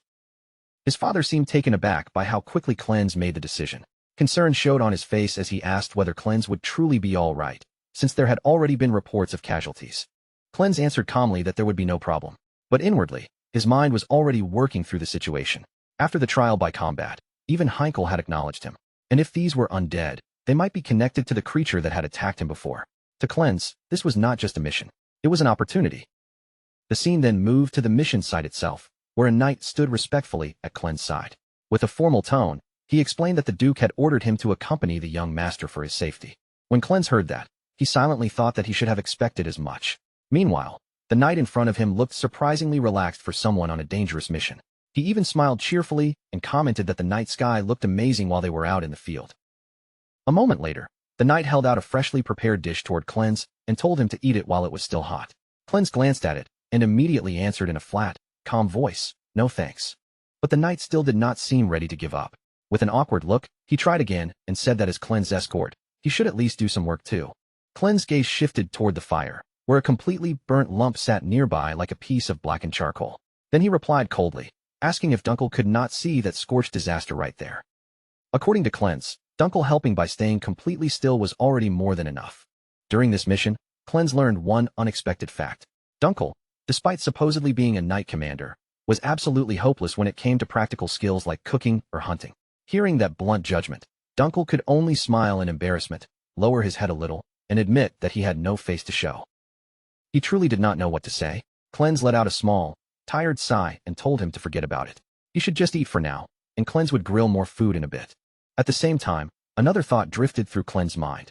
He had spent more than a decade running from the Allied Night Orders, so compared to that, preparing food at a campsite was nothing. After that, the atmosphere around the campfire gradually settled into something quieter and more peaceful. The flames crackled gently in front of them, sending small sparks into the air, while the dark night stretched endlessly overhead. Then Dunkel suddenly spoke again, but this time his tone was much more serious. He said that whenever he watched Clen's, he felt the young master was different from other boys his age. During the trial by combat, Clen's had hidden both his talent with the sword and the strength of his spirit. Dunkel paused for a moment, choosing his words more carefully before continuing. Because of that, Dunkel admitted that he sometimes wondered whether Clen's might actually be the reincarnation of Asha'man. The instant that name left his mouth, Clen's entire expression changed. Clen's immediately turned his eyes toward Dunkel and warned him in a cold voice never to say something like that in front of that priest. Dunkel panicked at once, quickly raising both hands as if to prove he meant no harm, and hurriedly answered that of course he would never do that. After all, Asha'man was a demon who had once turned tens of millions of people in the north into undead. The moment those words were spoken, the campfire in front of them suddenly flared up with violent force. The flames swelled higher and fiercer than before, roaring as the heat spread out across the campsite, and the quiet crackling turned harsh and loud. Only moments earlier, the area had been calm, with the two of them sitting beneath the dark evening sky. That sudden, unnatural change struck Dunkel immediately, leaving him visibly shocked as the flames surged in front of him. Seeing the campfire suddenly surge in front of him, Clen slowly raised his head, his gaze lifting from the flames with a chilling calmness. His face was no longer relaxed at all. Anger was written clearly across his expression as he spoke in a cold, warning tone, telling Dunkel to never, ever bring up that matter again. Dunkel froze on the spot, completely caught off guard by Clen's sudden reaction. Confusion and alarm crossed his face at the same time as he carefully called out, "Young master." But before either of them could continue the conversation, sharp screams suddenly rang out from behind them. Both of them turned toward the noise at once, only to see a horrifying corpse-like creature crawling out from the darkness. Inside the village, chaos had already erupted everywhere. The streets were filled with panic as terrified villagers ran in every direction, desperately trying to escape with their lives. Screams echoed through the night as people shouted, "It's the undead! Everyone run!" Countless undead creatures rushed after the villagers with terrifying speed, their twisted bodies moving in an unnatural, jerking way as they attacked anyone they could reach. At that exact moment, Dunkel arrived at the scene. The instant Dunkel stepped into the village, his sword flashed. With overwhelming force, he cut down several undead monsters at once, moving so fast that the creatures barely had time to react before they were torn apart. He did not stop for even a second. Dunkel charged deeper into the village, slaughtering one monster after another as he pushed forward through the chaos. After advancing quite a distance, he suddenly looked back and shouted for Clen's. But when Dunkel turned around, Clen's was already moving behind him, calmly advancing across the battlefield while eliminating every remaining monster in his path. Unlike the frightened villagers, his face showed no panic at all. As Clen's cut down the undead one after another, he spoke in a cold, steady voice, asking Dunkel what he was doing standing there. Then he ordered him to go save the people. The moment Dunkel heard that command, he straightened his posture and answered loudly, "Yes, sir." Not long after that, the two of them began working together, completely overpowering the undead that had flooded the village. One by one, the monsters were destroyed until none of them could threaten the villagers anymore. At last, The people who had been running for their lives were pulled back from the edge of disaster. As the village slowly quieted down, the surviving residents gathered together, still shaken and hardly able to believe they were alive. One villager stepped forward with gratitude and confusion mixed across his face, thanking them for their help before asking who they were. Dunkel immediately answered with pride that the person before them was the second young master of the Rhineland family. The moment the villagers heard the Rhineland name, their eyes widened in shock, and the atmosphere shifted as they stared at Cleanse with disbelief and surprise. But Dunkel did not let the conversation linger there for long. His expression quickly turned serious as he brought the focus back to the real problem and asked when those things had first started appearing. Meanwhile, Cleanse quietly examined the undead corpses scattered across the village ground. After observing them carefully, he calmly said that this was a type of reanimation magic used to revive corpses and control them. His eyes narrowed slightly as he reached the answer in his mind. Just as he expected, it was the same technique as the one that had attacked him in the forest before. Right after that, one of the villagers hurried forward and answered that it had begun 2 months earlier. It happened right after the Count's family restricted access to the mine. Around that same time, people from the village began disappearing as well. As he spoke, his voice trembled with both fear and anger. Then the villager added that the undead they had just fought were all residents from their own village. The instant Cleanse heard that, his expression changed. Shock appeared clearly on his face as he slowly turned back toward the villager and asked what he had just said. But before anything else could be said, another man suddenly rushed forward and grabbed Cleanse tightly by the clothes. His hands clenched with desperation as he shouted right into Cleanse's face, demanding to know whether he was a Rhineland. Seeing the man lay his hands on Cleanse so aggressively, Dunkel immediately stepped in, anger flashing across his face as he shouted at the villager and demanded to know what he thought he was doing to the young master. Dunkel forcefully pulled the villager back, trying to separate him from Cleanse. But even then, the man kept struggling and screaming. He shouted that they had begged for help for 2 whole months without receiving a single response, and now only 2 people had finally shown up just to ask when it all began. As he spoke, his voice started to crack, with grief and rage pouring out together. Then he pointed toward one of the corpses lying nearby and shouted that the person they had just cut down was his father. It was the very same miner who had been seen at the beginning. The villager's pain only grew sharper as he cried out that his father had done nothing wrong. All he ever did was work day and night at the mine. Then, with his voice full of anguish, he asked why they had to suffer through something so cruel. Cleanse stood there in silence, not answering right away, while countless thoughts raced through his mind. Again and again, the name Ashimon echoed inside his head. As that name continued to weigh on him, Cleanse's expression slowly darkened, and the anger inside him became impossible to ignore. Finally, Cleanse looked at the villager with cold eyes and spoke in an irritated voice, telling him he was too loud and ordering him to shut up. Then he asked, with icy calm, why any of that was supposed to be his fault. Cleanse continued coldly, making it clear that he was not the one who had turned the man's father and the other villagers into undead. If the man wanted to pour out his anger, then he should at least choose the proper target. The moment those words left Cleanse's mouth, flames slowly began to rise from his hand, casting a bright glow across the dark village around him. Seeing this, Dunkel quickly stepped forward and tried to stop him, saying he would handle things there. But before Dunkel could finish, Cleanse had already begun chanting in a solemn voice. He called upon the innocent spirits who had died in sorrow, commanding them with a voice that made the entire atmosphere grow heavy. Dunkel stared at him in complete shock as Cleanse continued the incantation. Cleanse then declared that he would light the guide's lantern and illuminate their path. His voice echoed through the now silent village as the flames around him flickered in an unnatural way. Then Cleanse spoke his own name, declaring that he, Cleanse Rhineland, would uphold their will. Raising his glowing hand slightly forward, he commanded the spirits to follow his guidance. At that moment, an unbelievable sight unfolded before everyone gathered there. Blue souls began slowly rising out from the undead bodies scattered across the village, one after another. The spirits that had been trapped inside those corpses were finally being released from their prison. The glowing souls floated quietly into the air, hovering above the ground as they looked down at their own lifeless bodies below. Cleanse was doing all of this through his own power. The freed spirits began speaking softly among themselves, but the language they used was one that only Cleanse could understand. After listening closely for a short while, Cleanse quietly answered them, saying that he understood. The villagers who witnessed the scene were left completely speechless. Every face was filled with shock, disbelief, and the kind of awe that made it impossible for them to look away. Then one of them suddenly spoke in astonishment, saying this was a technique said to have been used 200 years ago during the plague in the north, a technique meant to liberate the dead. Meanwhile, the same villager who had blamed Cleanse earlier slowly turned his gaze toward the spirit of his father. The old man's spirit turned back toward Cleanse for a moment. Then he looked at his son with a gentle smile on his face, and little by little, his soul drifted away together with the others. Right after that, one of the spirits pointed toward the mountains and told them that the mine was in that direction. The spirit explained that they only needed to follow the mountain path straight upward. Later, as Dunkel followed behind Cleanse, he finally broke the silence and asked what Cleanse had spoken about with the spirits earlier. Cleanse answered calmly, without turning around, that it had been nothing important. He said the spirits had simply thanked him for helping them pass on. But for one brief moment, his expression darkened, and then he added that they had also begged him to take revenge. Dunkel quietly repeated that word under his breath, revenge. At that instant, the memories from earlier returned to Dunkel's mind. He remembered the moment he had wondered whether Cleanse might truly be the reincarnation of Ashimon, and he remembered Cleanse's furious warning to never speak of that matter again. The suspicion in Dunkel's heart only grew deeper. Then, without warning, Dunkel drew his sword and placed the blade directly against Cleanse's neck.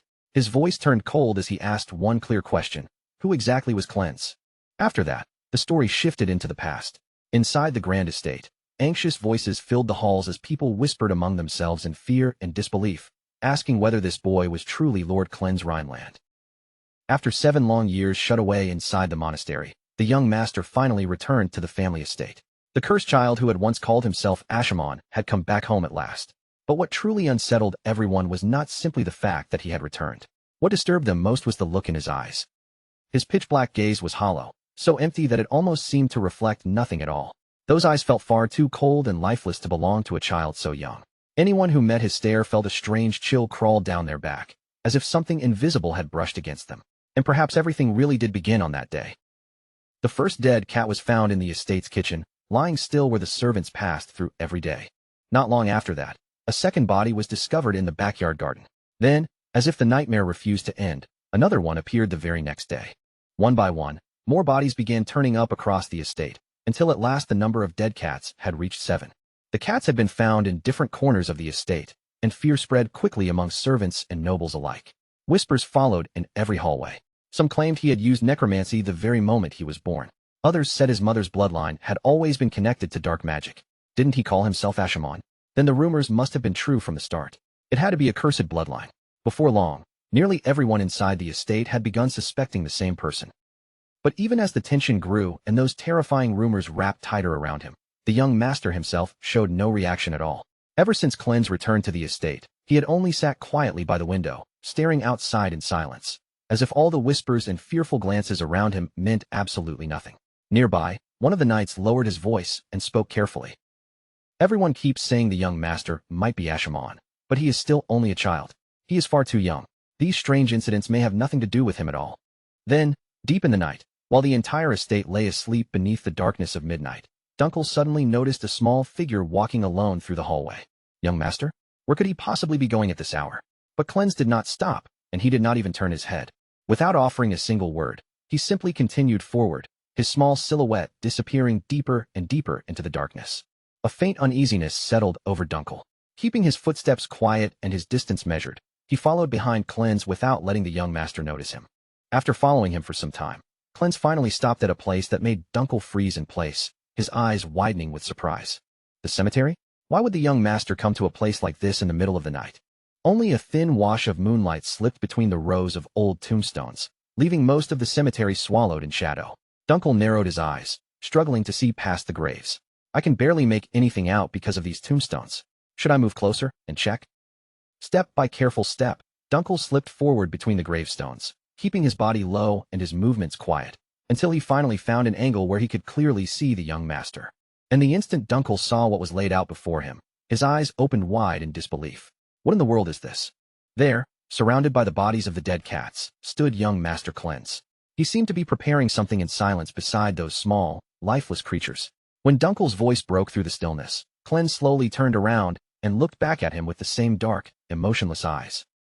Then, with a voice so calm it almost felt unnatural in that cold cemetery, Cleanse quietly answered, I am going to perform funeral rites for them now. Dunkel stared at him in confusion, his gaze moving from Cleanse to the dead cats and back again. Pardon? Funeral rites? Cleanse lowered his eyes toward the cats lying before him and explained in the same steady tone. From the lesions on their bodies, this appears to be an infectious disease. It does not harm humans, but for animals, it is fatal. If their bodies are simply left here, the disease will keep spreading. Other beasts may dig them up as well, and then the infection could reach even farther. At those words, Dunkel's expression shifted slightly. For a moment, he could only stand there and watch the young master kneeling in the cold cemetery, in the dead of night, handling the infected corpses with his own small hands. Your hands will be ruined, Dunkel said, concern tightening his voice. We should call someone else to take care of this. But Cleanse only shook his head slowly.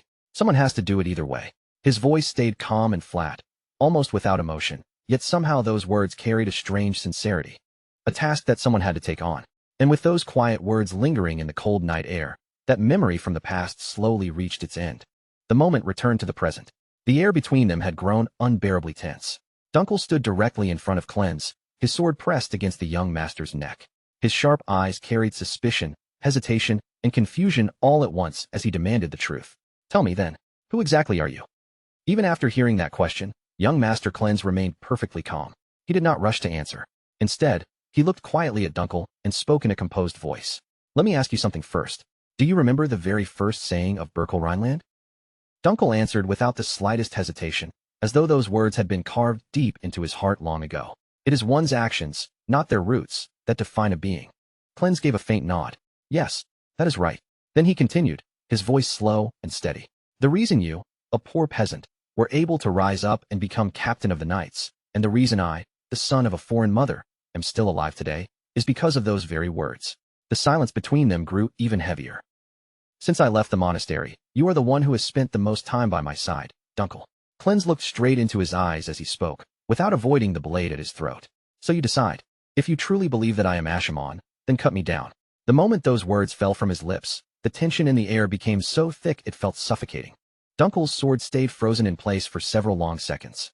Then, at last, his arm slowly moved, and the blade lowered away from Cleanse's neck. Even so, the doubt in Dunkel's eyes had not completely vanished. I have not made my decision yet, he said firmly, and I am certainly not convinced. His fingers tightened around the sword hilt before his voice dropped colder. However, the one I serve is the second young master of Rhineland. Cleanse, not some atrocious devil feared across the continent. After hearing Dunkel's answer, Cleanse quietly turned his head and looked into the deeper darkness ahead of them. Then he calmly said, we need to move forward. With that, the two of them continued farther into the underground passage. The deeper they walked, the colder and heavier the air became, as though the very breath of death was pressing in around them. Inside his mind, Cleanse silently thought, I see. Thanks for the compliment. As they pushed onward, the darkness around them thickened until the path ahead was almost impossible to make out. Realizing they could barely see another step forward, Dunkel lit a torch. Orange fire flared to life, its trembling light crawling over the stone walls and finally exposing the horrifying sight that had been hiding in the blackness. The smell of corpses filled the air. All around them lay countless dead bodies. More precisely, many of those remains had already rotted down until only skeletons were left. Bones were scattered and piled across the ground in every direction, turning the underground chamber into a grim, unsettling grave of tangled remains. But then, from somewhere ahead, Dunkel caught sight of something moving. Some of the corpses in front of them had begun to shift, their lifeless bodies slowly stirring in the torchlight. The instant Dunkel realized what was happening, his expression hardened. I can see 7 of them. There must be more deeper inside. At that moment, Cleanse stepped forward with complete calm and began chanting in a cold, controlled voice. I call upon you. Answer me. His words echoed through the dark chamber, and then he continued.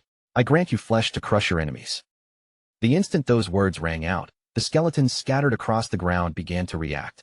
One after another, undead bodies lifted themselves from the floor, then rushed forward toward the enemies waiting ahead.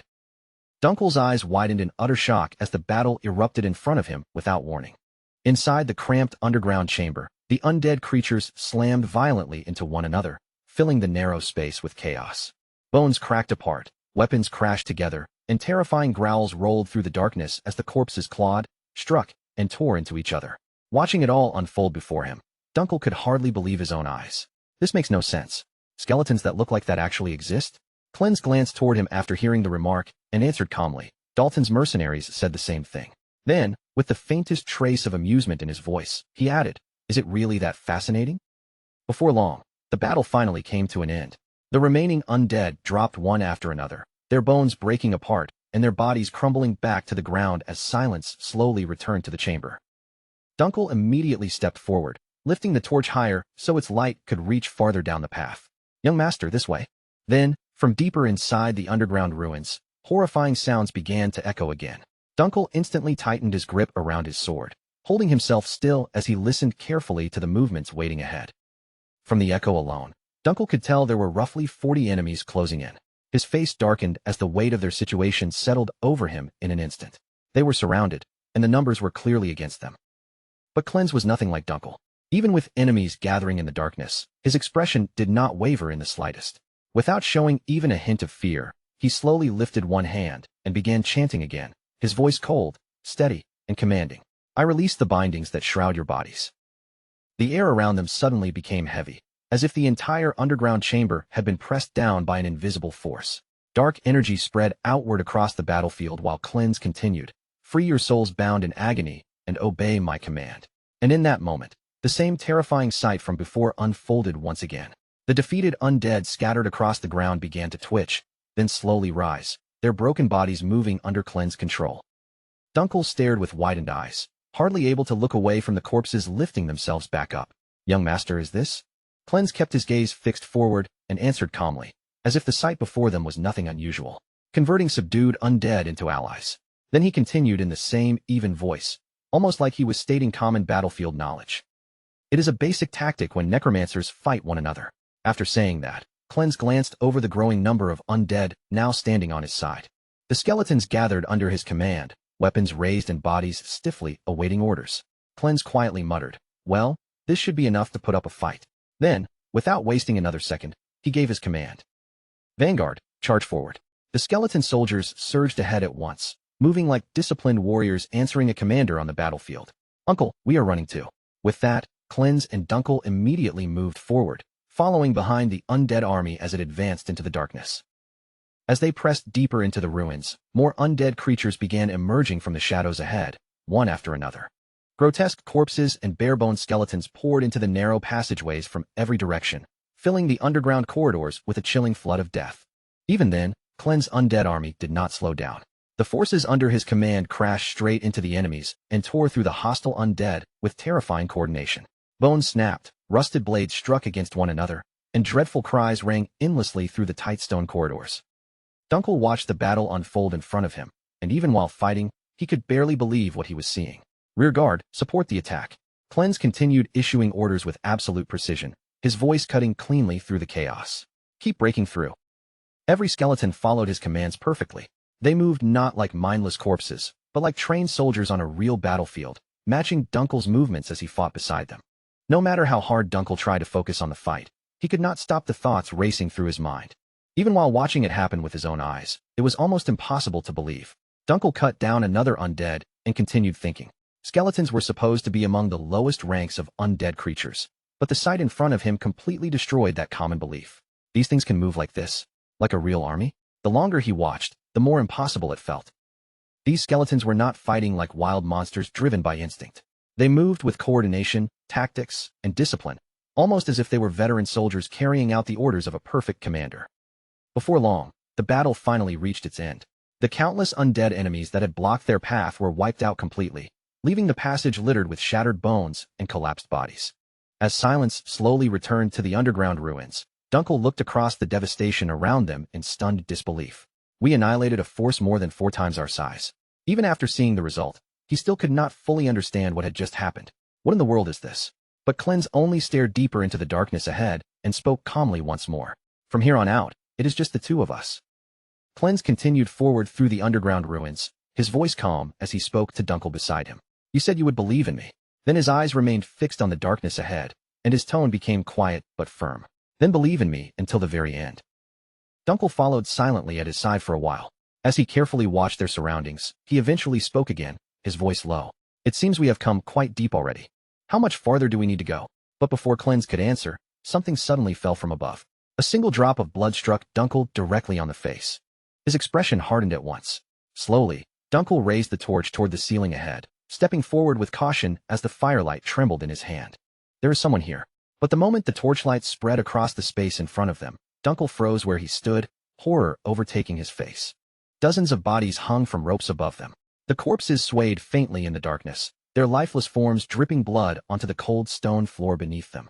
The stench of rot and decay filled the air so heavily that every breath felt suffocating.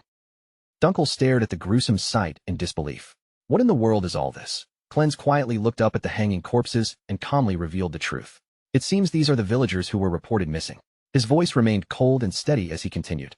They were kidnapped and used as materials for reanimation magic. At that exact moment, another voice suddenly echoed through the chamber. As expected, you understand it very well. Cleanse and Dunkel immediately turned toward the direction of the voice. From the darkness ahead, a witch slowly stepped into view. A sinister smile curved across her face as she began to speak. Reanimation magic is a spell that revives corpses and turns them into once familiars. She slowly spread both arms, looking almost proud as she stood among the horrifying bodies around her. That is why it requires a massive quantity of high-quality corpses. Then her eyes shifted directly toward Cleanse, and her smile widened even more. It is basic knowledge among us necromancers, is it not? The moment she said that, the air in the chamber seemed to grow even heavier.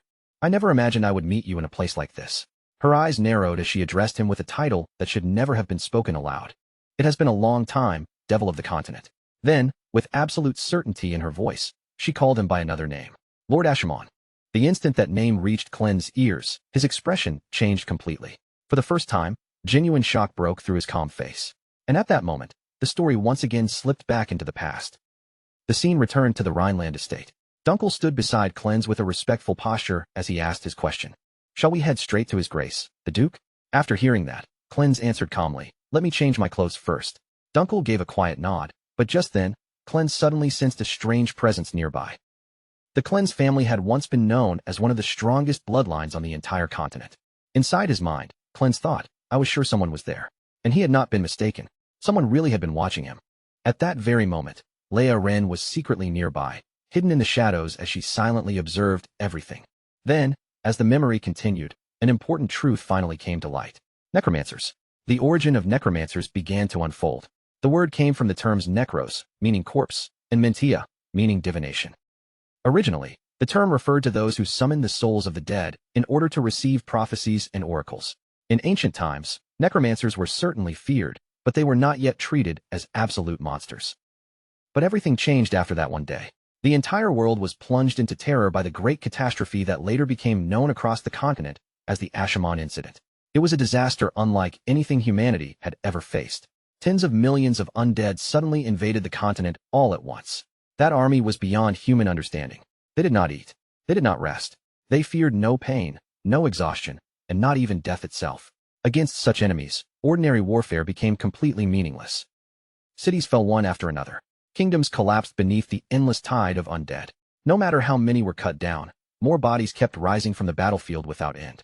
The entire continent was driven to the brink of destruction as that terrifying undead army devoured everything in its path. And above that monstrous force stood one being. Ashimon, the master who commanded the dead. The war finally ended only when the legendary hero, Burkel Rhineland, succeeded in striking Ashimon down. After the catastrophe ended, countless people became fascinated by the terrifying power that necromancy had displayed. One after another, they tried to study those forbidden arts and recreate the power that had shaken the world. But in the end, the only thing modern necromancers managed to reproduce was reanimation magic. Because of that, the necromancers of the present age had been reduced to little more than second-rate magicians, people who merely raised corpses and used them as disposable soldiers.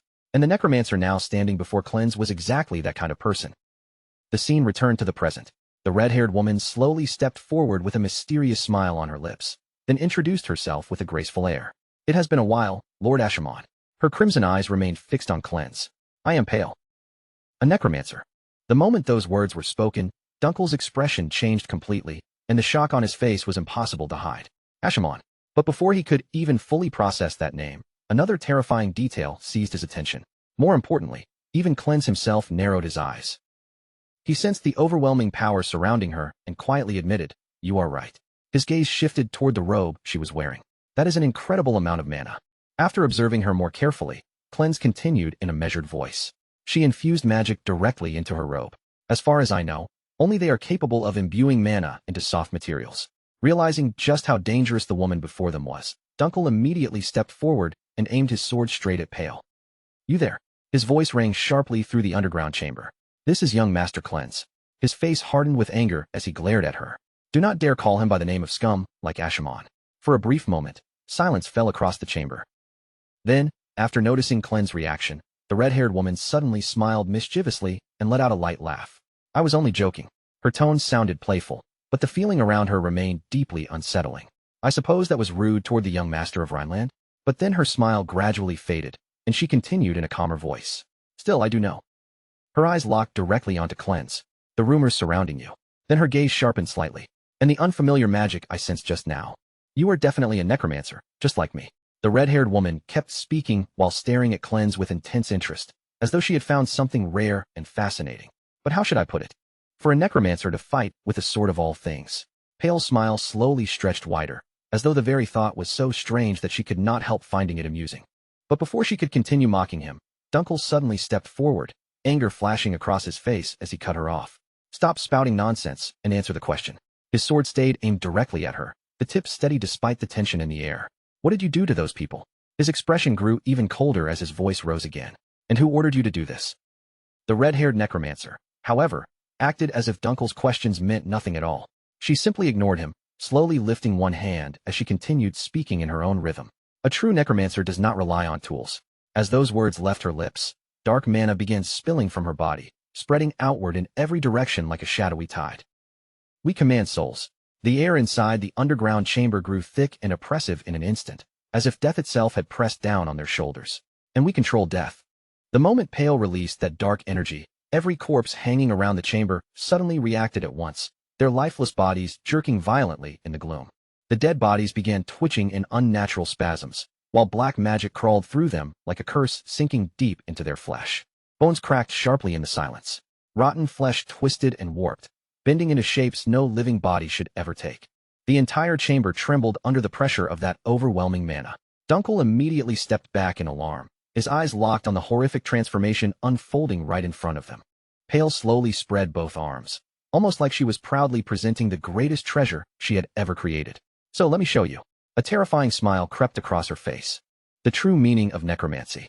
Then, with her voice thick with obsession and madness, she declared what stood behind her. The masterpiece I dedicated my entire life to. At that exact moment, something enormous began pushing its way out from the darkness ahead. First came a gigantic hand, massive enough to make the shadows around it seem small. Then a pair of huge legs slowly stepped forward, each movement shaking the underground chamber with violent force. The creature was so enormous that even the ceiling seemed far too low to contain its body. Dunkel stared up at the monster, his face filled with complete disbelief. This is insane. His voice trembled slightly as he spoke. I have never seen anything like this, not even on the battlefield. The gigantic creature slowly revealed its full shape from the darkness, exposing a massive one-eyed monster. Dunkel's eyes widened as realization struck him. That is definitely a cyclops. Meanwhile, Pale approached the gigantic monster with gentle steps, as if she were walking toward a beloved pet instead of a terrifying beast. Her voice suddenly softened into something strangely affectionate. Come here, baby. The enormous cyclops lowered itself slightly toward her. I am so sorry. Pale reached out and gently placed her hand against its massive body. It must have been difficult holding yourself back this whole time, right? Then she slowly pointed toward Cleanse and Dunkel standing ahead, and her smile twisted into something horrifying. I have a favor to ask you. The cyclops released a deep, monstrous growl that rumbled through the underground ruins. Then Pale's voice turned cold with excitement as she gave the order. Crush those two into a pulp. The enormous monster immediately launched itself forward. It charged straight toward Cleanse and Dunkel with terrifying speed, its massive footsteps pounding against the ground and shaking the entire underground chamber as though an earthquake were tearing through the ruins. The instant Dunkel saw the Cyclops move, his eyes widened in shock. It is incredibly fast. The gigantic creature closed the distance almost immediately, and the moment Dunkel realized the young master's life was in immediate danger, he shouted at the top of his lungs. It is dangerous, young master. But at that exact moment, Cleanse suddenly pushed Dunkel away with all the strength he had. Dunkel's body was thrown backward across the ground.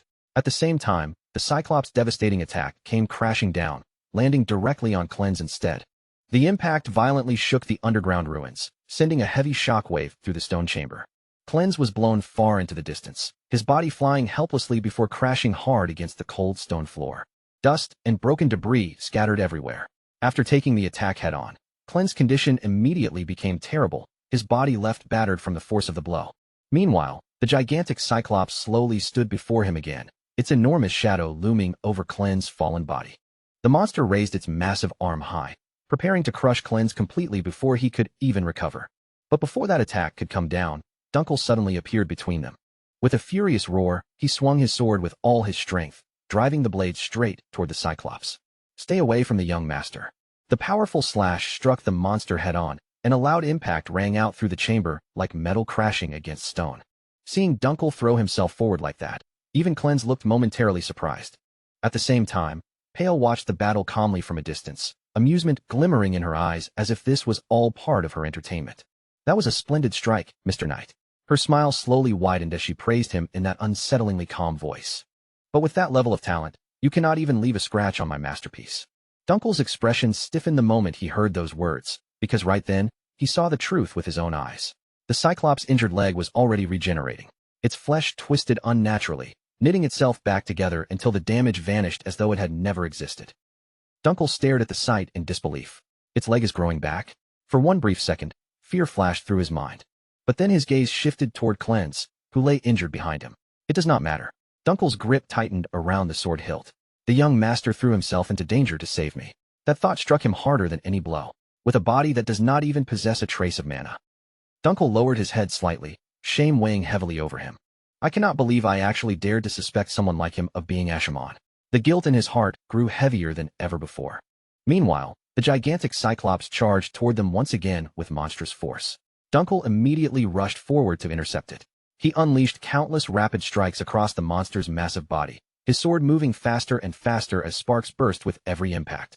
Slash after slash crashed against the Cyclops without pause. Yet no matter how many times he attacked, it felt completely meaningless. Even so, Dunkel refused to stop. There is only one way to repay this shame. His breathing grew heavier and rougher as he kept fighting desperately. I will put my life on the line. Another powerful strike landed against the monster's body, and I will protect the young master. After Dunkel unleashed countless attacks, a small wound finally appeared on the Cyclops' body. But before he could feel even the slightest relief, the flesh immediately began regenerating right in front of him again. Within moments, the wound disappeared completely. Dunkel's eyes widened with frustration and disbelief. Damn it! His expression darkened as he watched the monster restore itself once more. The battle dragged on, growing fiercer and more desperate with every passing moment. Even after realizing the Cyclops possessed terrifying regenerative abilities, Dunkel still refused to back down or give up. He rushed forward once again, forcing his exhausted body into motion as he unleashed several more powerful strikes against the gigantic monster. His sword slammed repeatedly into its massive frame, each blow carrying all the strength he could gather. But no matter how many blows Dunkel landed, none of them seemed to leave any lasting damage. Every strike that should have mattered was swallowed by the Cyclops' monstrous body, as if it had no real effect at all. The Cyclops simply continued advancing, its massive frame pushing forward like an unstoppable wall. Then, in the very next moment, the monster swung one of its enormous arms straight toward Dunkel. Boom! The devastating blow slammed directly into him with terrifying force. Dunkel's body was violently hurled across the underground chamber, flying through the air like a broken doll. He smashed heavily against the stone wall, the impact echoing through the ruins before his body collapsed onto the ground. In an instant, his condition became severe from the sheer force of the attack. Watching Dunkel fall, the red-haired necromancer slowly smiled, as if the sight only made her more pleased with her own creation. It truly is beyond my imagination. Pale's eyes shone with obsession and pride as she gazed up at the gigantic creature she had brought into existence. Her expression was almost moved, and the truth behind her madness began to surface. Her endless fixation on necromancy had consumed her entire life. She had conducted experiment after experiment, chasing forbidden knowledge that went far beyond ordinary understanding, until her research eventually pushed past the limits of conventional necromancy itself. And at last, she succeeded in creating a completely unique variant, something no one else could ever reproduce. Because of that achievement, Pale believed one thing with absolute certainty. This was innate talent. Her voice trembled with excitement, overflowing with the thrill of her own accomplishment. Not even Asha'man himself could create something like this. Her smile twisted with overwhelming pride, arrogance pouring from every word. I have surpassed Asha'man's knowledge. Meanwhile, on the other side of the battlefield, the Cyclops slowly lifted Dunkel's broken body into the air with one massive hand, preparing to crush him completely.